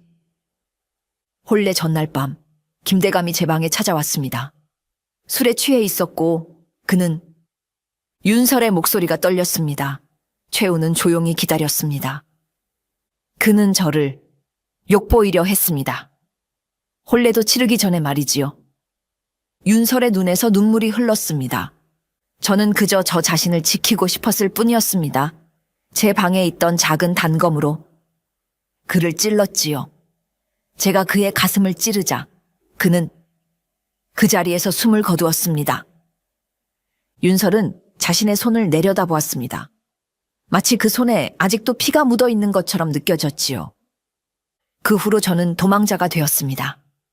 김대감의 서자 김진우가 저를 끝까지 쫓고 있고요. 그는 아버지의 원수를 갚겠다며 저를 찾고 있습니다. 최우는 윤설의 이야기를 들으며 깊은 생각에 잠겼습니다. 그리고 마침내 입을 열었습니다. 당신은 살인자가 아니오. 당신은 그저 자신을 지켰을 뿐이오. 윤설은 놀란 눈으로 최운을 바라보았습니다. 하지만 제가 사람을 죽였잖아요. 그것은 살인이 아니라 정당 방위였소. 김대감이 당신을 범하려 했다면 당신은 스스로를 지킬 권리가 있소. 최운의 목소리는 단호했습니다. 그의 말에 윤설은 가슴속 깊은 곳에서 무언가가 풀리는 듯한 느낌을 받았습니다.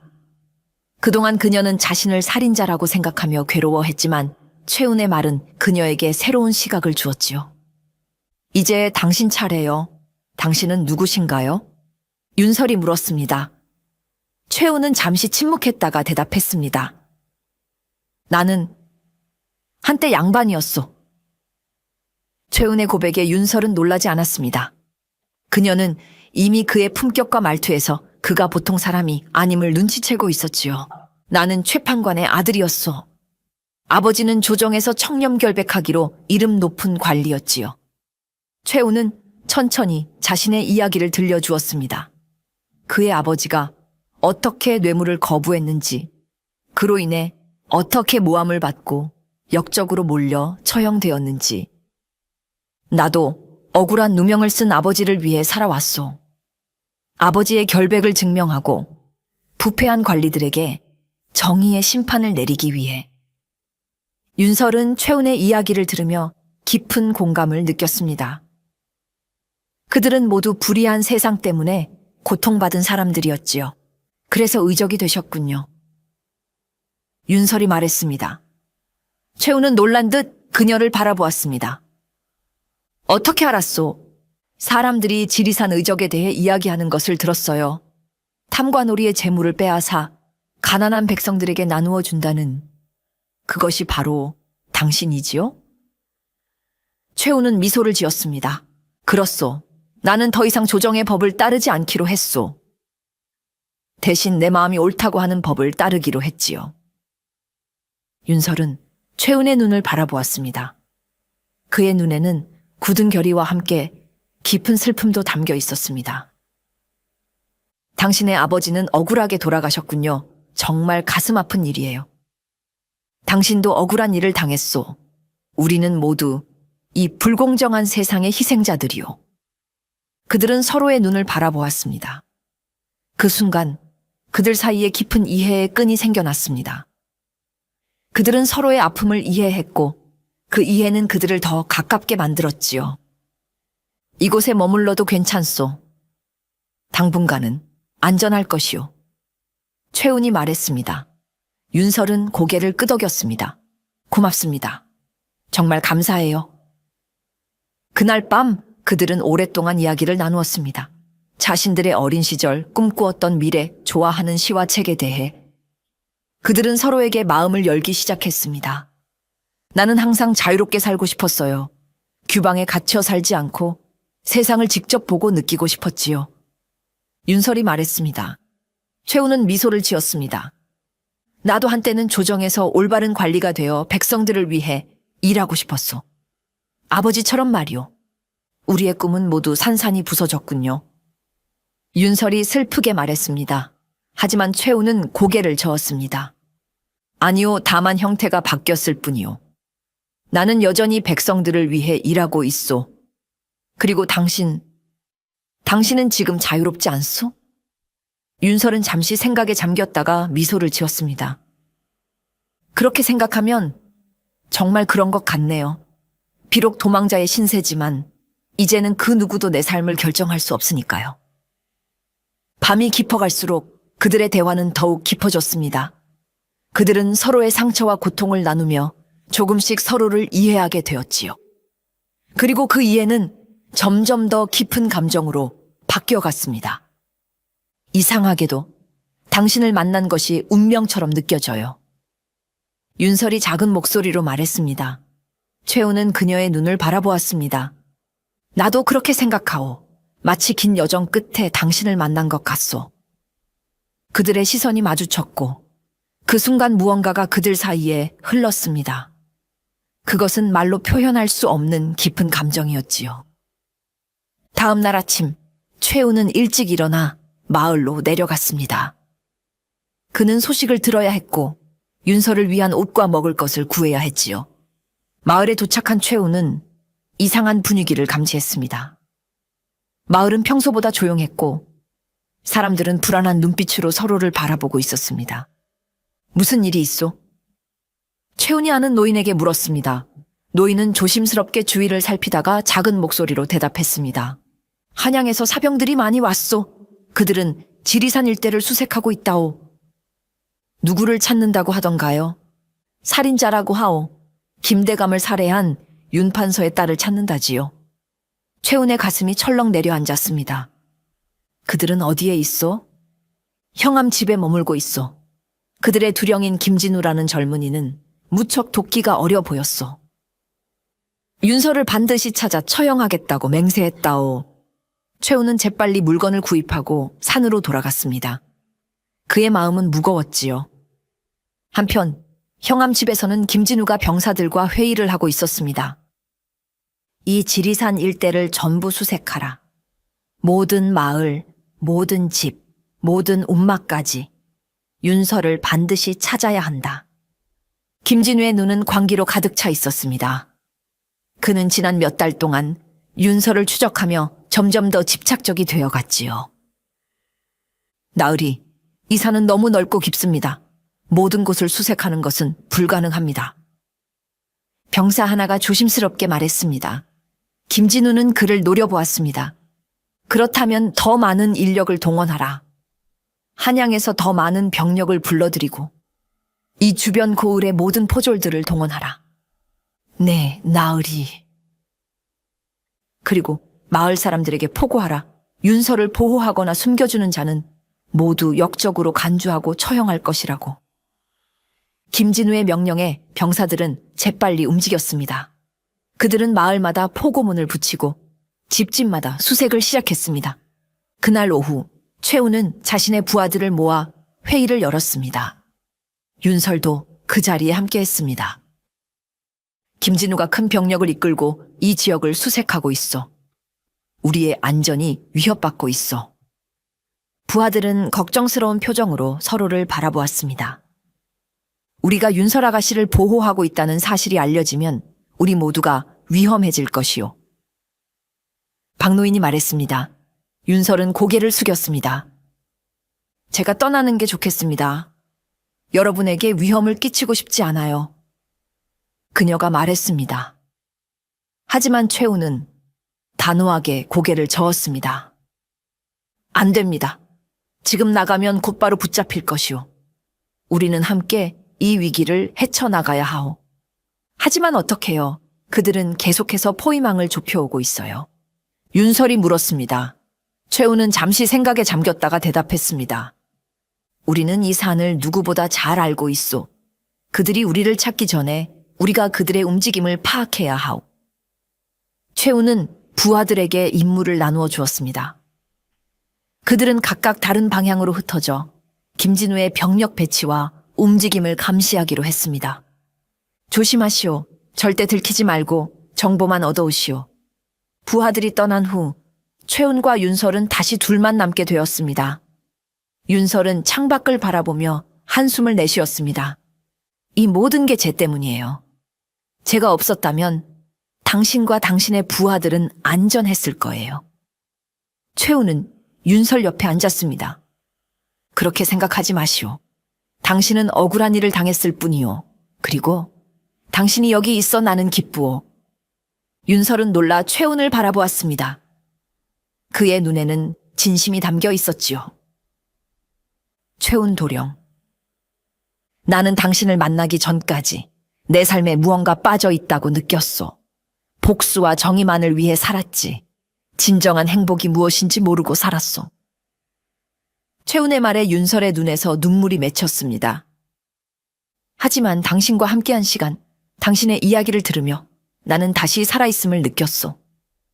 윤설의 눈에서 눈물이 흘렀습니다. 그녀도 최운에게 깊은 감정을 느끼고 있었지만 그들의 상황은 너무나 위험했습니다. 우리는 함께 할 수 없어요. 저는 살인자이고 당신은 살인자가 아니요. 최운이 단호하게 말했습니다. 그리고 나는 그저 당신과 함께하고 싶소. 무슨 일이 있어도. 다음 날 최운의 부하들이 돌아왔습니다. 그들이 가져온 소식은 좋지 않았습니다. 두령님, 김진우는 산 주변의 모든 마을에 병력을 배치했습니다. 그들은 산으로 오르는 모든 길을 지키고 있어요. 또한 마을 사람들에게 윤설 아가씨를 보호하는 자는 역적으로 처단한다는 포고문을 붙였습니다. 최우는 심각한 표정으로 이 소식을 들었습니다. 상황은 점점 더 악화되고 있었습니다. 게다가 그들은 산속을 수색하기 위해 사냥개들을 데려왔습니다. 사냥개들은 냄새를 따라 우리를 찾아낼 수 있을 거예요. 이 말에 윤설의 얼굴이 창백해졌습니다. 그녀는 이제 정말로 절망적인 상황에 처한 것 같았습니다. 두령님, 어떻게 해야 할까요? 부하들이 물었습니다. 최우는 잠시 생각에 잠겼다가 대답했습니다. 우리는 이 산에서 더 깊은 곳으로 이동해야 할 것 같소. 계곡 너머, 폭포 뒤에 있는 동굴로 가는 것이 좋겠소. 부하들은 고개를 끄덕였습니다. 그곳은 그들의 비상 은신처였고 외부인들은 그 존재를 거의 알지 못했지요. 오늘 밤 어둠이 내리면 이동하겠소. 필요한 것들만 챙기고 흔적을 남기지 말도록 하시오. 부하들이 준비를 시작하는 동안 최우는 윤설과 함께 집 뒤편으로 나갔습니다. 그곳에서는 계곡과 폭포가 보였지요. 저 너머에 동굴이 있소. 그곳은 안전할 것이오. 최운이 말했습니다. 윤설은 고개를 끄덕였지만 그녀의 눈에는 여전히 걱정이 가득했습니다. 최운 도령, 제가 떠나는 게 좋지 않을까요? 당신과 부하들만 위험에 빠뜨리고 있어요. 최우는 윤설의 손을 잡았습니다. 그의 손은 따뜻했고 강했습니다. 절대 그럴 수 없소. 내가 그대를 지키겠소. 윤설은 최운의 눈을 바라보았습니다. 그의 눈에는 확고한 결의가 담겨 있었습니다. 하지만 왜요? 당신은 저를 위해 이런 위험을 감수할 필요가 없어요. 내 마음이 그렇게 하라고 하오. 최운이 부드럽게 대답했습니다. 그의 눈에는 깊은 감정이 어려 있었지요. 지난 며칠 동안 내 마음은 당신에게로 향했소. 당신의 용기, 당신의 지혜, 당신의 아름다움, 모든 것이 나를 사로잡았소. 윤설의 눈에 눈물이 맺혔습니다. 그녀도 최운에게 깊은 감정을 느끼고 있었지만 그들의 상황은 너무나 절망적이었습니다. 우리는 함께 할 수 없어요. 저는 도망자이고 당신은? 그대의 과거는 중요하지 않소. 나도 도망자요. 조정에서는 나를 역적으로 부르고 있소. 우리는 둘 다 이 세상의 법에서 벗어난 사람들이요. 최은이 말했습니다. 그의 목소리는 부드러웠지만 단호했습니다. 하지만 그것이 우리의 감정을 막을 수는 없소.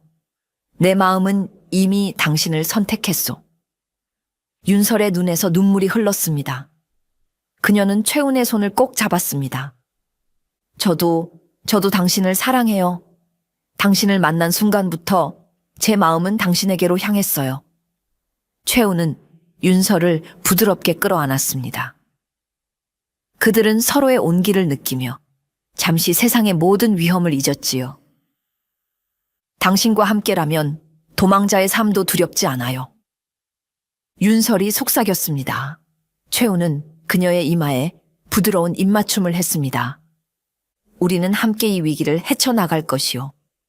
그리고 언젠가는 우리도 평화롭게 살 수 있는 곳을 찾을 것이요. 그들은 서로를 바라보며 미소 지었습니다.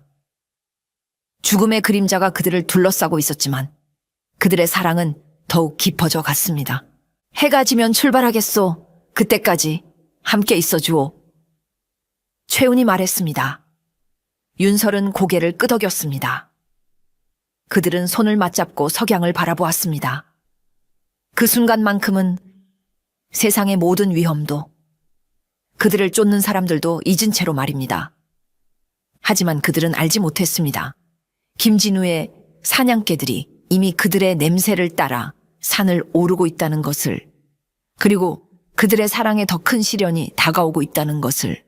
달이 뜨자 최운과 윤설, 그리고 부하들은 은신처를 떠날 준비를 했습니다. 그들은 가장 필요한 것들만 챙기고 흔적을 지우기 위해 불을 껐지요. 모두들 준비는 됐소? 최운이 물었습니다. 부하들은 모두 고개를 끄덕였습니다. 하지만 한 명 막내 부하인 석구만은 불안한 기색이 역력했지요. 석구, 무슨 일이 있소?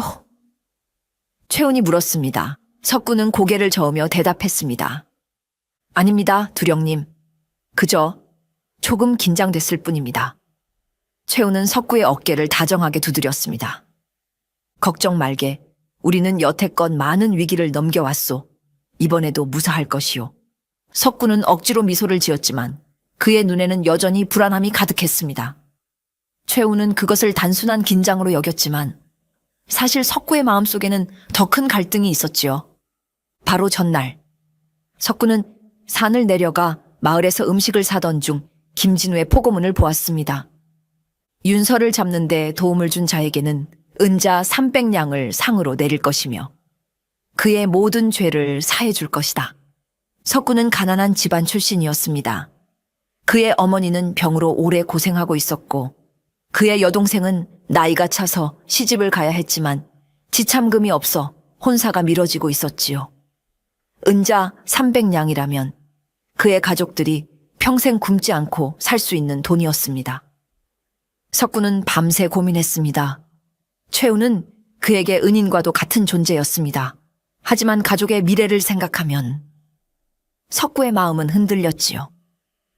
결국 그는 새벽녘 모두가 잠든 사이 살며시 일어나 산을 내려갔습니다. 그리고 김진우에게 최운의 은신처 위치를 알려주었지요. 그들은 오늘 밤 은신처를 떠나 폭포 뒤 동굴로 이동할 예정입니다. 김진우는 이 정보를 듣고 크게 기뻐했습니다. 잘했다. 네가 약속한 대로 너의 모든 죄를 사하고 상금도 지급하겠다. 석구는 자신이 한 일에 대해 크게 죄책감을 느꼈지만 이미 돌이킬 수 없는 강을 건넌 후였습니다. 그는 다시 은신처로 돌아와 아무 일도 없었던 것처럼 행동했지요. 이제 최운과 부하들 그리고 윤설은 조용히 은신처를 나서려 하고 있었습니다. 밤은 깊었고 달빛이 그들의 길을 밝혀주었지요. 모두 조용히 움직이시오. 소리를 내지 말고 흔적을 남기지 마시오. 최운이 낮은 목소리로 지시했습니다. 그들은 일렬로 서서 은신처를 빠져나왔습니다. 윤설은 최운의 바로 뒤에 있었고 석구는 맨 뒤에 있었지요. 그들이 은신처에서 얼마 떨어지지 않았을 때 갑자기 주위에서 이상한 소리가 들렸습니다. 나뭇가지가 부러지는 소리, 가볍게 발자국 소리. 최우는 즉시 멈춰서서 주위를 살폈습니다. 무슨 소리지? 박노인이 낮게 속삭였습니다. 최우는 고개를 저었습니다. 모르겠소. 하지만 좋은 기분은 아니오.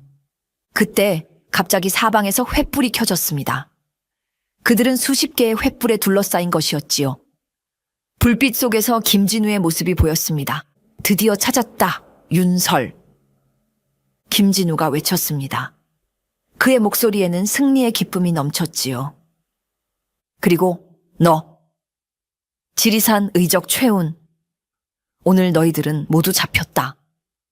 최운과 부하들은 즉시 방어 자세를 취했습니다. 하지만 그들은 완전히 포위되어 있었습니다. 김진우는 수백 명의 병사들을 이끌고 있었고 그들은 모두 활과 칼을 들고 있었지요. 어떻게 알았지? 최운이 낮게 중얼거렸습니다. 그때 김진우가 손짓을 했고 석구가 그의 옆으로 걸어 나왔습니다. 석구... 최운의 눈이 커졌습니다. 그는 믿을 수 없다는 표정으로 석구를 바라보았지요.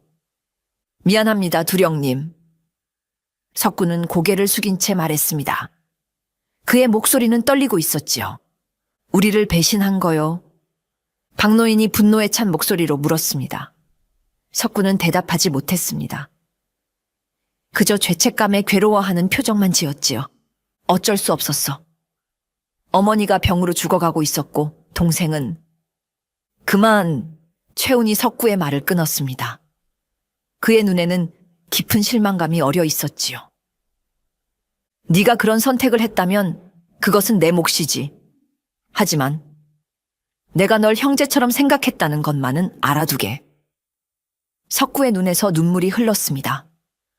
그는 최운의 눈을 마주할 수 없었지요. 김진우는 기쁨에 차서 웃었습니다. 감정적인 재회는 여기까지다. 이제 윤설을 내게 넘겨라. 그러면 나머지는 살려주겠다.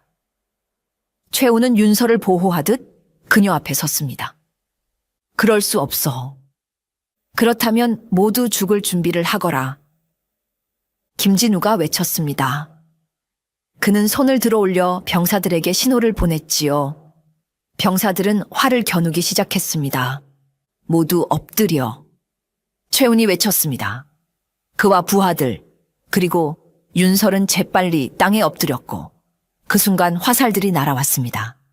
다행히 어둠 속에서 정확한 조준이 어려웠기에 대부분의 화살은 빗나갔지만 일부 부하들은 화살에 맞아 쓰러졌습니다. 우리는 덫에 갇혔소. 박노인이 말했습니다. 그의 목소리에는 절망감이 묻어났지요. 최우는 재빨리 주변을 살폈습니다. 그들은 완전히 포위되어 있었지만 한 곳 절벽 쪽으로는 병력이 조금 더 적어 보였습니다. 절벽 쪽으로 돌파하자. 그쪽이 상대적으로 약해 보이오. 최훈이 결심한 듯 말했습니다. 윤설은 불안한 눈빛으로 그를 바라보았습니다. 하지만 절벽이잖아요. 떨어지면 떨어지지 않을 것이오. 나를 믿으시오. 최훈의 눈에는 확신이 가득했습니다. 윤설은 잠시 망설이다가 고개를 끄덕였습니다. 당신을 믿어요. 최훈은 부하들에게 신호를 보냈습니다. 그들은 모두 칼과 창을 꺼내 들었지요. 자, 모두 준비하시오. 내가 신호를 보내면 절벽 쪽으로 돌파하는 것이오. 부하들은 긴장한 표정으로 고개를 끄덕였습니다. 윤설도 최훈에게서 받은 작은 단검을 꼭 쥐었지요. 그리고 윤설 아가씨. 최훈이 윤설을 바라보며 말했습니다. 무슨 일이 있어도 내 곁을 떠나지 마시오. 내가 당신을 지키겠소. 윤설은 고개를 끄덕였습니다. 그녀의 눈에는 두려움과 함께 결연한 의지가 빛났지요. 김진우와 그의 병사들이 점점 다가오고 있었습니다. 이제 그들은 최훈과 그의 부하들을 완전히 포위했지요. 항복해라. 저항해봤자 소용없다.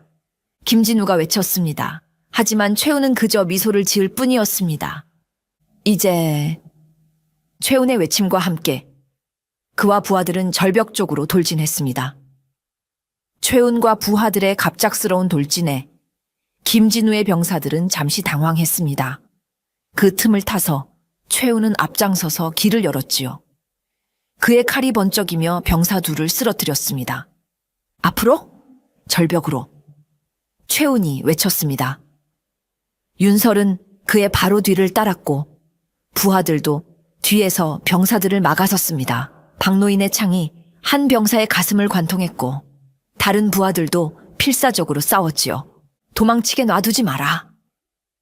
김진우가 분노의 찬 목소리로 외쳤습니다. 병사들이 더 많이 몰려들었고 최훈과 그의 부하들은 점점 더 어려운 상황에 처했습니다. 두령님, 가십시오. 우리가 여기서 그들을 막겠습니다. 박노인이 외쳤습니다. 그와 몇몇 부하들이 뒤에 서서 병사들을 막았지요. 아니요, 함께 가야 하오. 최훈이 거부했지만 박노인은 단호했습니다. 아가씨를 지키셔야 합니다. 어서 가십시오. 최훈은 잠시 망설였지만 윤설의 안전을 생각하자 결심했습니다. 그는 박노인에게 마지막 경례를 보내고 윤설의 손을 잡아 앞으로 나아갔습니다. 그들이 절벽 가까이 다가갔을 때 갑자기 병사 셋이 그들 앞에 나타났습니다. 최훈은 재빨리 칼을 휘둘러 한 명을 쓰러뜨렸지만 다른 둘이 계속 공격해왔지요. 그때 뜻밖의 일이 일어났습니다. 윤설이 작은 단검을 꺼내 한 병사의 팔을 찔렀지요. 병사가 고통의 비명을 지르며 뒤로 물러났습니다. 윤설 아가씨. 최훈이 놀라서 외쳤습니다. 윤설의 눈에는 결연한 의지가 빛났습니다. 저도 싸울 수 있어요. 최훈은 놀랐지만 곧 미소를 지었습니다. 그들은 함께 남은 병사를 물리치고 절벽 가장자리에 도달했습니다. 이제 어떻게 하죠? 절벽 아래는 윤설이 불안하게 아래를 내려다보았습니다. 절벽 아래로는 깊은 계곡이 보였고 바닥은 어둠에 가려 보이지 않았지요. 걱정 마시오. 절벽 옆으로 좁은 길이 있소. 산길이지만 우리는 갈 수 있소. 최훈이 말했습니다. 그는 윤설에게 절벽 옆으로 난 좁은 산길을 가리켰습니다. 그 길은 매우 좁고 위험해 보였지만 그들에게는 유일한 탈출구였지요. 내 뒤를 따라오시오. 걱정 마시오. 내가 당신을 지키겠소. 윤설은 고개를 끄덕이고 최훈의 뒤를 따랐습니다. 그들은 조심스럽게 좁은 산길로 내려가기 시작했습니다. 뒤에서는 여전히 박노인과 부하들의 싸우는 소리가 들렸지요. 그러나 그들이 얼마 내려가지 않았을 때 위에서 김진우의 목소리가 들렸습니다. 저기다. 절벽으로 도망치고 있다. 곧이어 화살들이 그들을 향해 날아왔습니다. 최우는 재빨리 윤서를 보호하기 위해 그녀를 벽 쪽으로 밀었습니다. 조심하시오. 그러나 그 순간 윤설의 발이 미끄러졌습니다. 그녀는 비명을 지르며 균형을 잃었고 최우는 재빨리 그녀의 손을 잡았지만 그 역시 균형을 잃고 말았지요. 악! 두 사람은 함께 절벽 아래로 떨어졌습니다. 다행히 그들이 떨어진 곳은 절벽의 가장 낮은 부분이었고 아래에는 깊은 물웅덩이가 있었습니다. 그들은 차가운 물속으로 빠졌지요. 윤설 아가씨, 괜찮소? 최운이 물 위로 나오자마자 외쳤습니다. 곧 윤설도 물 위로 떠올랐습니다. 네, 괜찮아요. 그녀는 숨을 헐떡이며 대답했습니다. 두 사람은 재빨리 물가로 헤엄쳐 나왔습니다. 그들의 옷은 흠뻑 젖었고 몸은 상처투성이었지만 다행히 심각한 부상은 없었지요. 위에서는 여전히 김진우와 그의 병사들이 그들을 찾고 있었습니다. 횃불이 절벽 위에서 이리저리 움직였지요. 어서 가야 하오. 그들이 곧 내려올 거요. 최운이 말했습니다. 그는 윤설의 손을 잡고 계곡을 따라 달리기 시작했습니다. 그들은 달빛을 따라 계곡 깊숙이 들어갔지요. 한참을 달린 후 그들은 작은 동굴을 발견했습니다. 동굴은 나무와 덤불로 가려져 있어 외부에서는 보이지 않았지요. 여기서 잠시 쉬어야 하오. 당신도 지쳤을 테고 우리 모두 체력을 회복해야 하오. 최운이 말했습니다. 윤설은 고개를 끄덕였습니다. 그녀는 이미 지칠 대로 지쳐 있었지요. 동굴 안은 어두웠지만 최운은 능숙하게 작은 불을 피웠습니다. 불빛이 동굴 안을 비추자 그들은 서로의 상태를 확인할 수 있었습니다. 최운의 팔에는 화살에 스친 상처가 있었고 윤설의 얼굴과 팔에도 여러 긁힌 자국이 있었습니다. 하지만 다행히 심각한 부상은 아니었지요. 당신 다쳤군요. 윤설이 걱정스럽게 최운의 상처를 바라보았습니다. 최운은 미소를 지었습니다. 걱정 마시오. 이 정도는 아무것도 아니오. 하지만 윤설은 최운의 상처를 그냥 두지 않았습니다. 그녀는 자신의 치마 끝을 찢어 물에 적신 뒤 조심스럽게 최운의 상처를 닦아주었지요. 당신이 저를 위해 이런 위험을 감수하다니. 윤설의 눈에 눈물이 맺혔습니다. 최운은 부드럽게 그녀의 손을 잡았습니다. 당신을 만난 것은 내 인생 최고의 행운이오. 아무리 위험해도 당신과 함께라면 괜찮소. 윤설은 최운의 눈을 바라보았습니다. 그의 눈에는 진심이 담겨 있었습니다. 초운 도령, 정말 감사해요. 당신이 아니었다면 저는 이미. 최운은 그녀의 말을 부드럽게 막았습니다. 이제 그런 생각은 그만하시오. 우리는 살아있고 함께 있소. 그것으로 충분하오. 그들은 서로를 바라보며 미소 지었습니다. 비록 위험한 상황에 처해 있었지만 서로가 있다는 사실만으로도 그들은 용기를 얻었지요. 부하들은 괜찮을까요? 윤설이 걱정스럽게 물었습니다. 최운의 표정이 어두워졌습니다. 모르겠소. 박노인과 다른 부하들이 우리를 위해 희생했을 수도 있소. 하지만 그들은 강하고 지혜로운 사람들이요. 살아남았을 수도 있소. 윤설은 최운의 손을 꼭 잡았습니다. 그녀는 그의 슬픔을 함께 나누고 싶었지요. 당신의 부하들, 당신을 정말 존경하고 사랑했어요. 그들이 그런 선택을 한 것은 당신을 믿었기 때문이에요. 최운은 고개를 끄덕였습니다. 그의 눈에는 결의가 빛났습니다. 내가 그들의 희생을 헛되게 하지 않을 것이요. 우리는 살아남아서 이 모든 일의 진실을 세상에 알려야 하오. 윤설도 고개를 끄덕였습니다. 그녀의 눈에는 같은 결의가 담겨 있었지요. 함께 할게요. 끝까지. 그들은 서로의 손을 꼭 잡았습니다. 밤은 깊었고 바깥에서는 여전히 그들을 찾는 소리가 들렸지만 동굴 안에서 그들은 서로의 온기를 느끼며 잠시나마 평화를 찾았습니다. 며칠 동안 최운과 윤설은 깊은 산속을 헤매며 김진우의 추적을 피했습니다. 그들은 낮에는 동굴이나 덤불 속에 숨어 쉬고 밤에만 조심스럽게 길을 나섰지요. 비가 내리는 날이 많았는데 그것이 오히려 그들의 발자국을 지워주는데 도움이 되었습니다. 얼마나 더 가야 하나요? 윤설이 지친 목소리로 물었습니다. 그녀의 옷은 낡고 더러워졌으며 얼굴에는 피로가 가득했지요. 하지만 그녀의 눈빛만은 여전히 강인했습니다. 조금만 더 가면 돼요. 오늘 밤이면 도착할 수 있을 거요. 최훈이 대답했습니다. 그도 많이 지쳐 보였지만 그의 목소리에는 희망이 있었습니다. 어디로 가고 있는 거죠? 지리산 깊숙한 곳에 있는 비밀 계곡이요. 그곳은 내가 아버지와 함께 어렸을 적에 발견한 곳이지요. 아주 특별한 곳이요. 윤설은 궁금했지만 더 이상 질문하지 않았습니다. 그녀는 최훈을 믿었고 그가 이끄는 곳이라면 어디든 따라갈 준비가 되어 있었지요. 마침내 그날 밤 그들은 깊은 골짜기를 지나 좁은 협곡에 도착했습니다. 협곡은 너무 좁아 한 사람이 겨우 지나갈 수 있을 정도였고 양쪽으로는 높은 절벽이 솟아 있었지요. 이곳을 지나면 우리의 새로운 삶이 시작될 것이요. 최훈이 미소 지으며 말했습니다. 그는 윤설의 손을 잡고 좁은 협곡으로 들어갔습니다. 그들이 협곡을 빠져나오자 갑자기 넓은 계곡이 눈앞에 펼쳐졌습니다. 달빛 아래 그곳은 마치 꿈속의 세계처럼 아름다웠습니다. 맑은 시냇물이 흐르고 푸른 초원이 펼쳐져 있었으며 그 사이사이에 작은 초가집들이 모여 있었지요. 이곳이 진짜인가요? 윤설은 놀라움에 입을 다물지 못했습니다.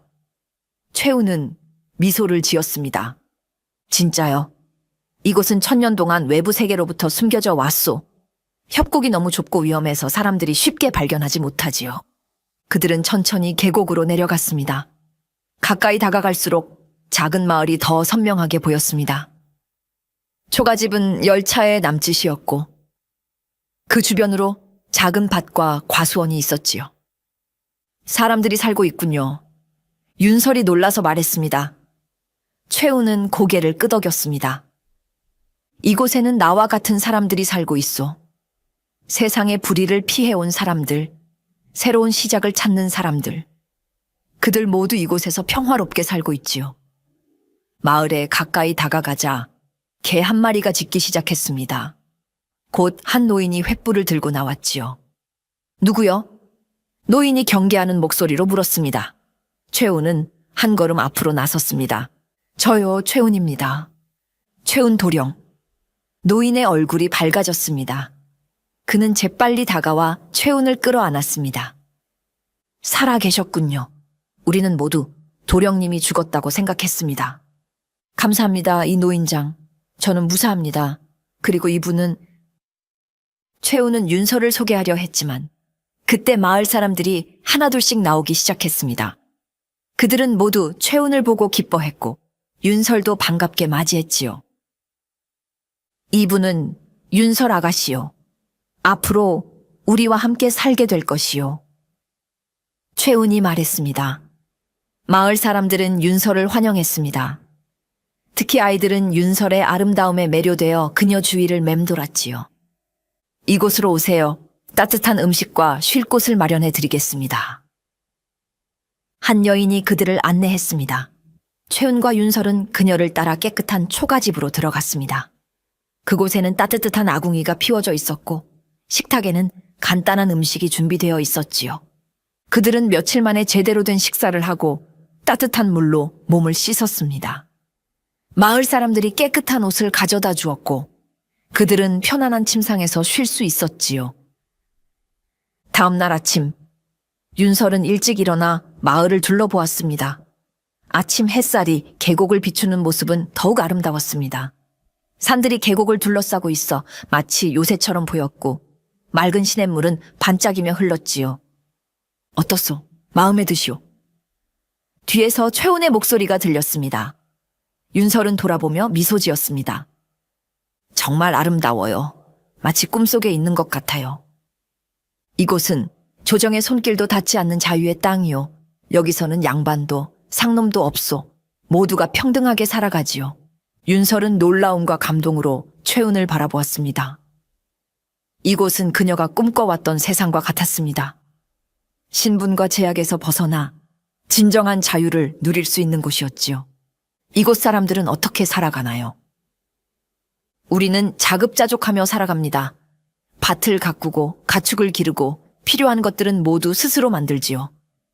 가끔 산을 넘어 물건을 사러 가기도 하지만 대부분의 것들은 여기서 해결합니다. 윤설은 감탄했습니다. 이곳은 마치 천국과도 같았지요. 그녀는 마을 사람들이 일하는 모습을 바라보았습니다. 아이들은 즐겁게 뛰어놀았고 어른들은 각자의 일을 하면서도 웃음을 잃지 않았습니다. 여기 사람들은 모두 도망자인가요? 대부분은 그렇소. 불의한 세상에서 도망쳐온 사람들이지요. 부패한 관리에게 억울하게 누명을 쓴 사람, 양반의 횡포를 견디지 못한 사람, 새로운 시작을 찾는 사람들. 하지만 이곳에서는 그런 과거는 중요하지 않소. 우리는 모두 새로운 삶을 살고 있으니까요. 윤설은 깊은 감동을 느꼈습니다. 그녀도 이제 과거의 아픔을 잊고 새로운 삶을 시작할 수 있을 것 같았습니다. 며칠이 지나고 윤설은 마을 생활에 조금씩 적응해 갔습니다. 그녀는 마을 여인들과 함께 음식을 만들고 아이들과 놀아주고 때로는 밭일도 도왔습니다. 비록 그런 일을 해본 적이 없었지만 그녀는 기꺼이 배우려 했고 마을 사람들은 친절하게 가르쳐 주었지요. 최우는 그런 윤설의 모습을 보며 미소 지었습니다. 그녀는 한양의 고귀한 규수에서 이제 평범한 마을 여인으로 변해가고 있었지만 그 변화는 그녀를 더욱 아름답게 만들었습니다. 윤설 아가씨, 잠시 이야기할 수 있을까요? 어느 날 저녁 최운이 윤설을 찾아왔습니다. 윤설은 마을 여인들과 함께 저녁 식사를 준비하고 있었지요. 네, 물론이죠. 윤설은 여인들에게 양해를 구하고 최운을 따라 나섰습니다. 그들은 함께 시냇가로 걸어갔습니다. 해가 저물기 시작하면서 하늘은 붉게 물들었고 계곡은 황금빛으로 빛났지요. 이곳 생활은 어떻소? 불편하진 않소? 최운이 물었습니다. 윤설은 미소를 지었습니다. 처음에는 조금 어색했지만 지금은 매우 행복해요. 이곳 사람들은 너무 친절하고 자연은 너무 아름답고 모든 것이 완벽해요. 최우는 안도의 표정을 지었습니다. 그는 잠시 침묵하다가 마침내 윤설의 손을 잡았습니다. 윤설 아가씨. 아니, 그냥 윤설이라고 불러도 될까요? 윤설은 살짝 놀랐지만 고개를 끄덕였습니다.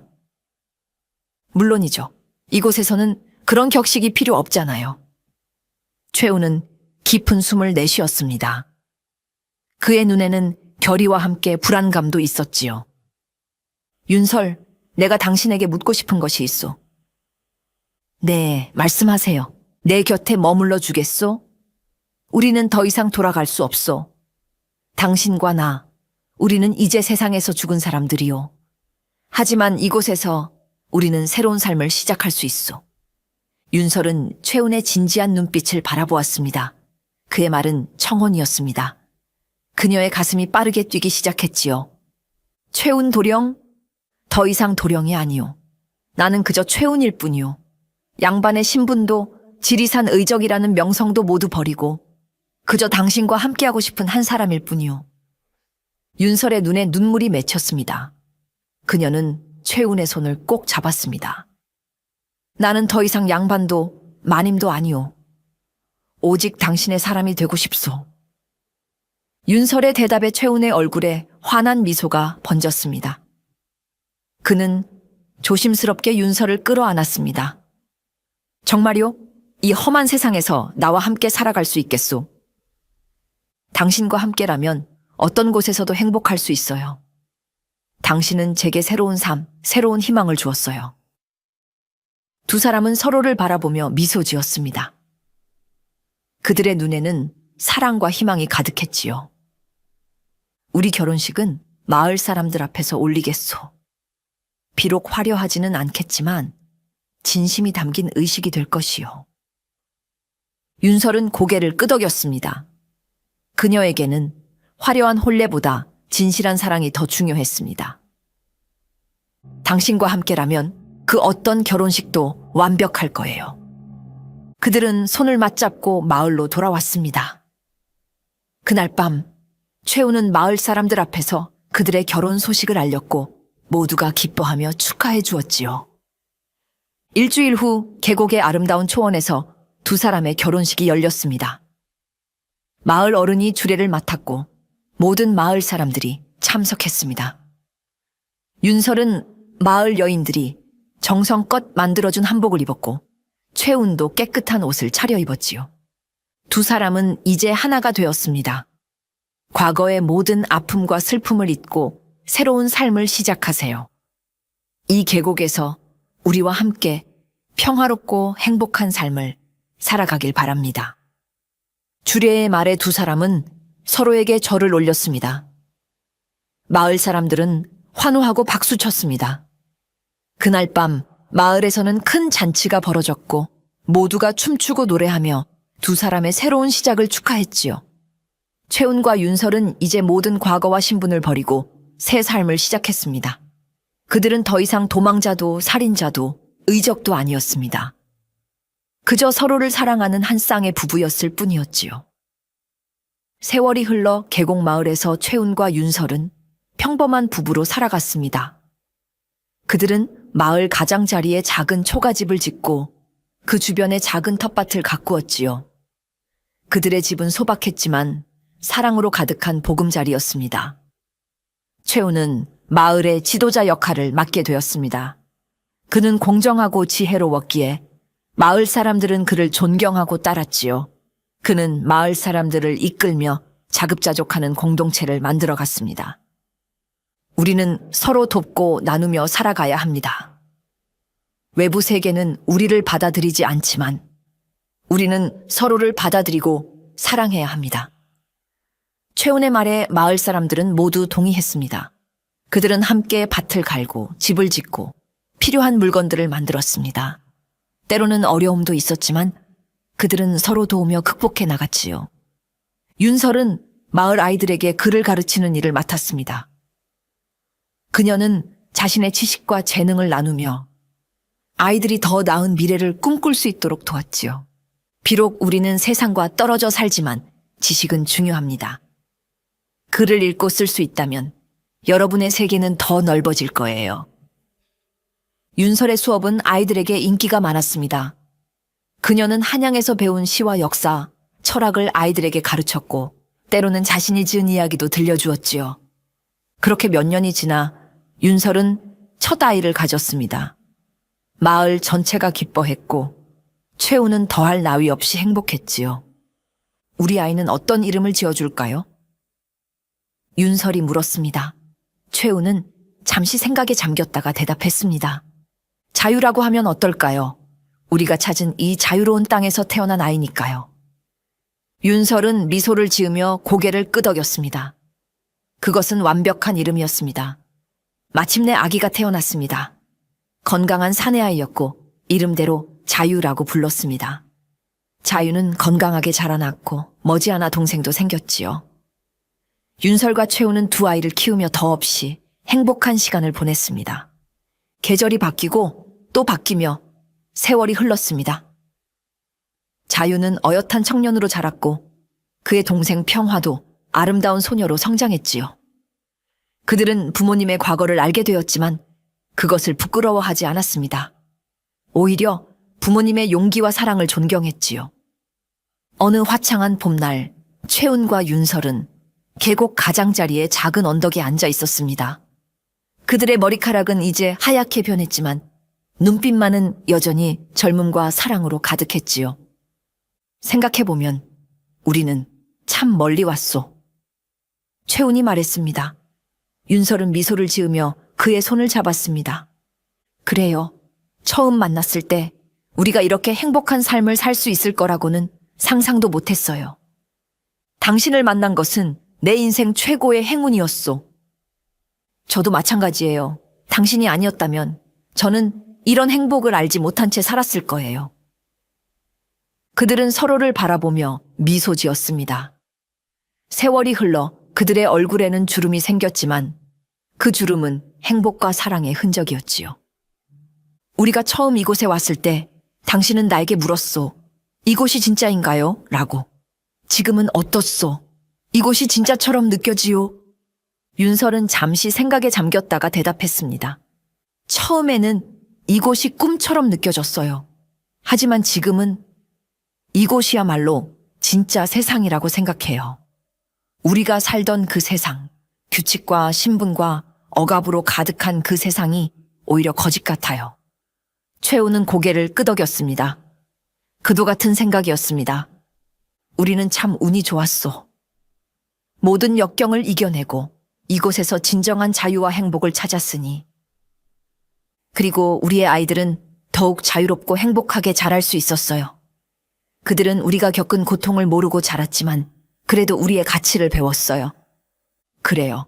자유와 평화, 사랑과 존중. 그것이 바로 우리가 그들에게 물려준 진정한 유산이지요. 그들은 서로를 바라보며 미소 지었습니다.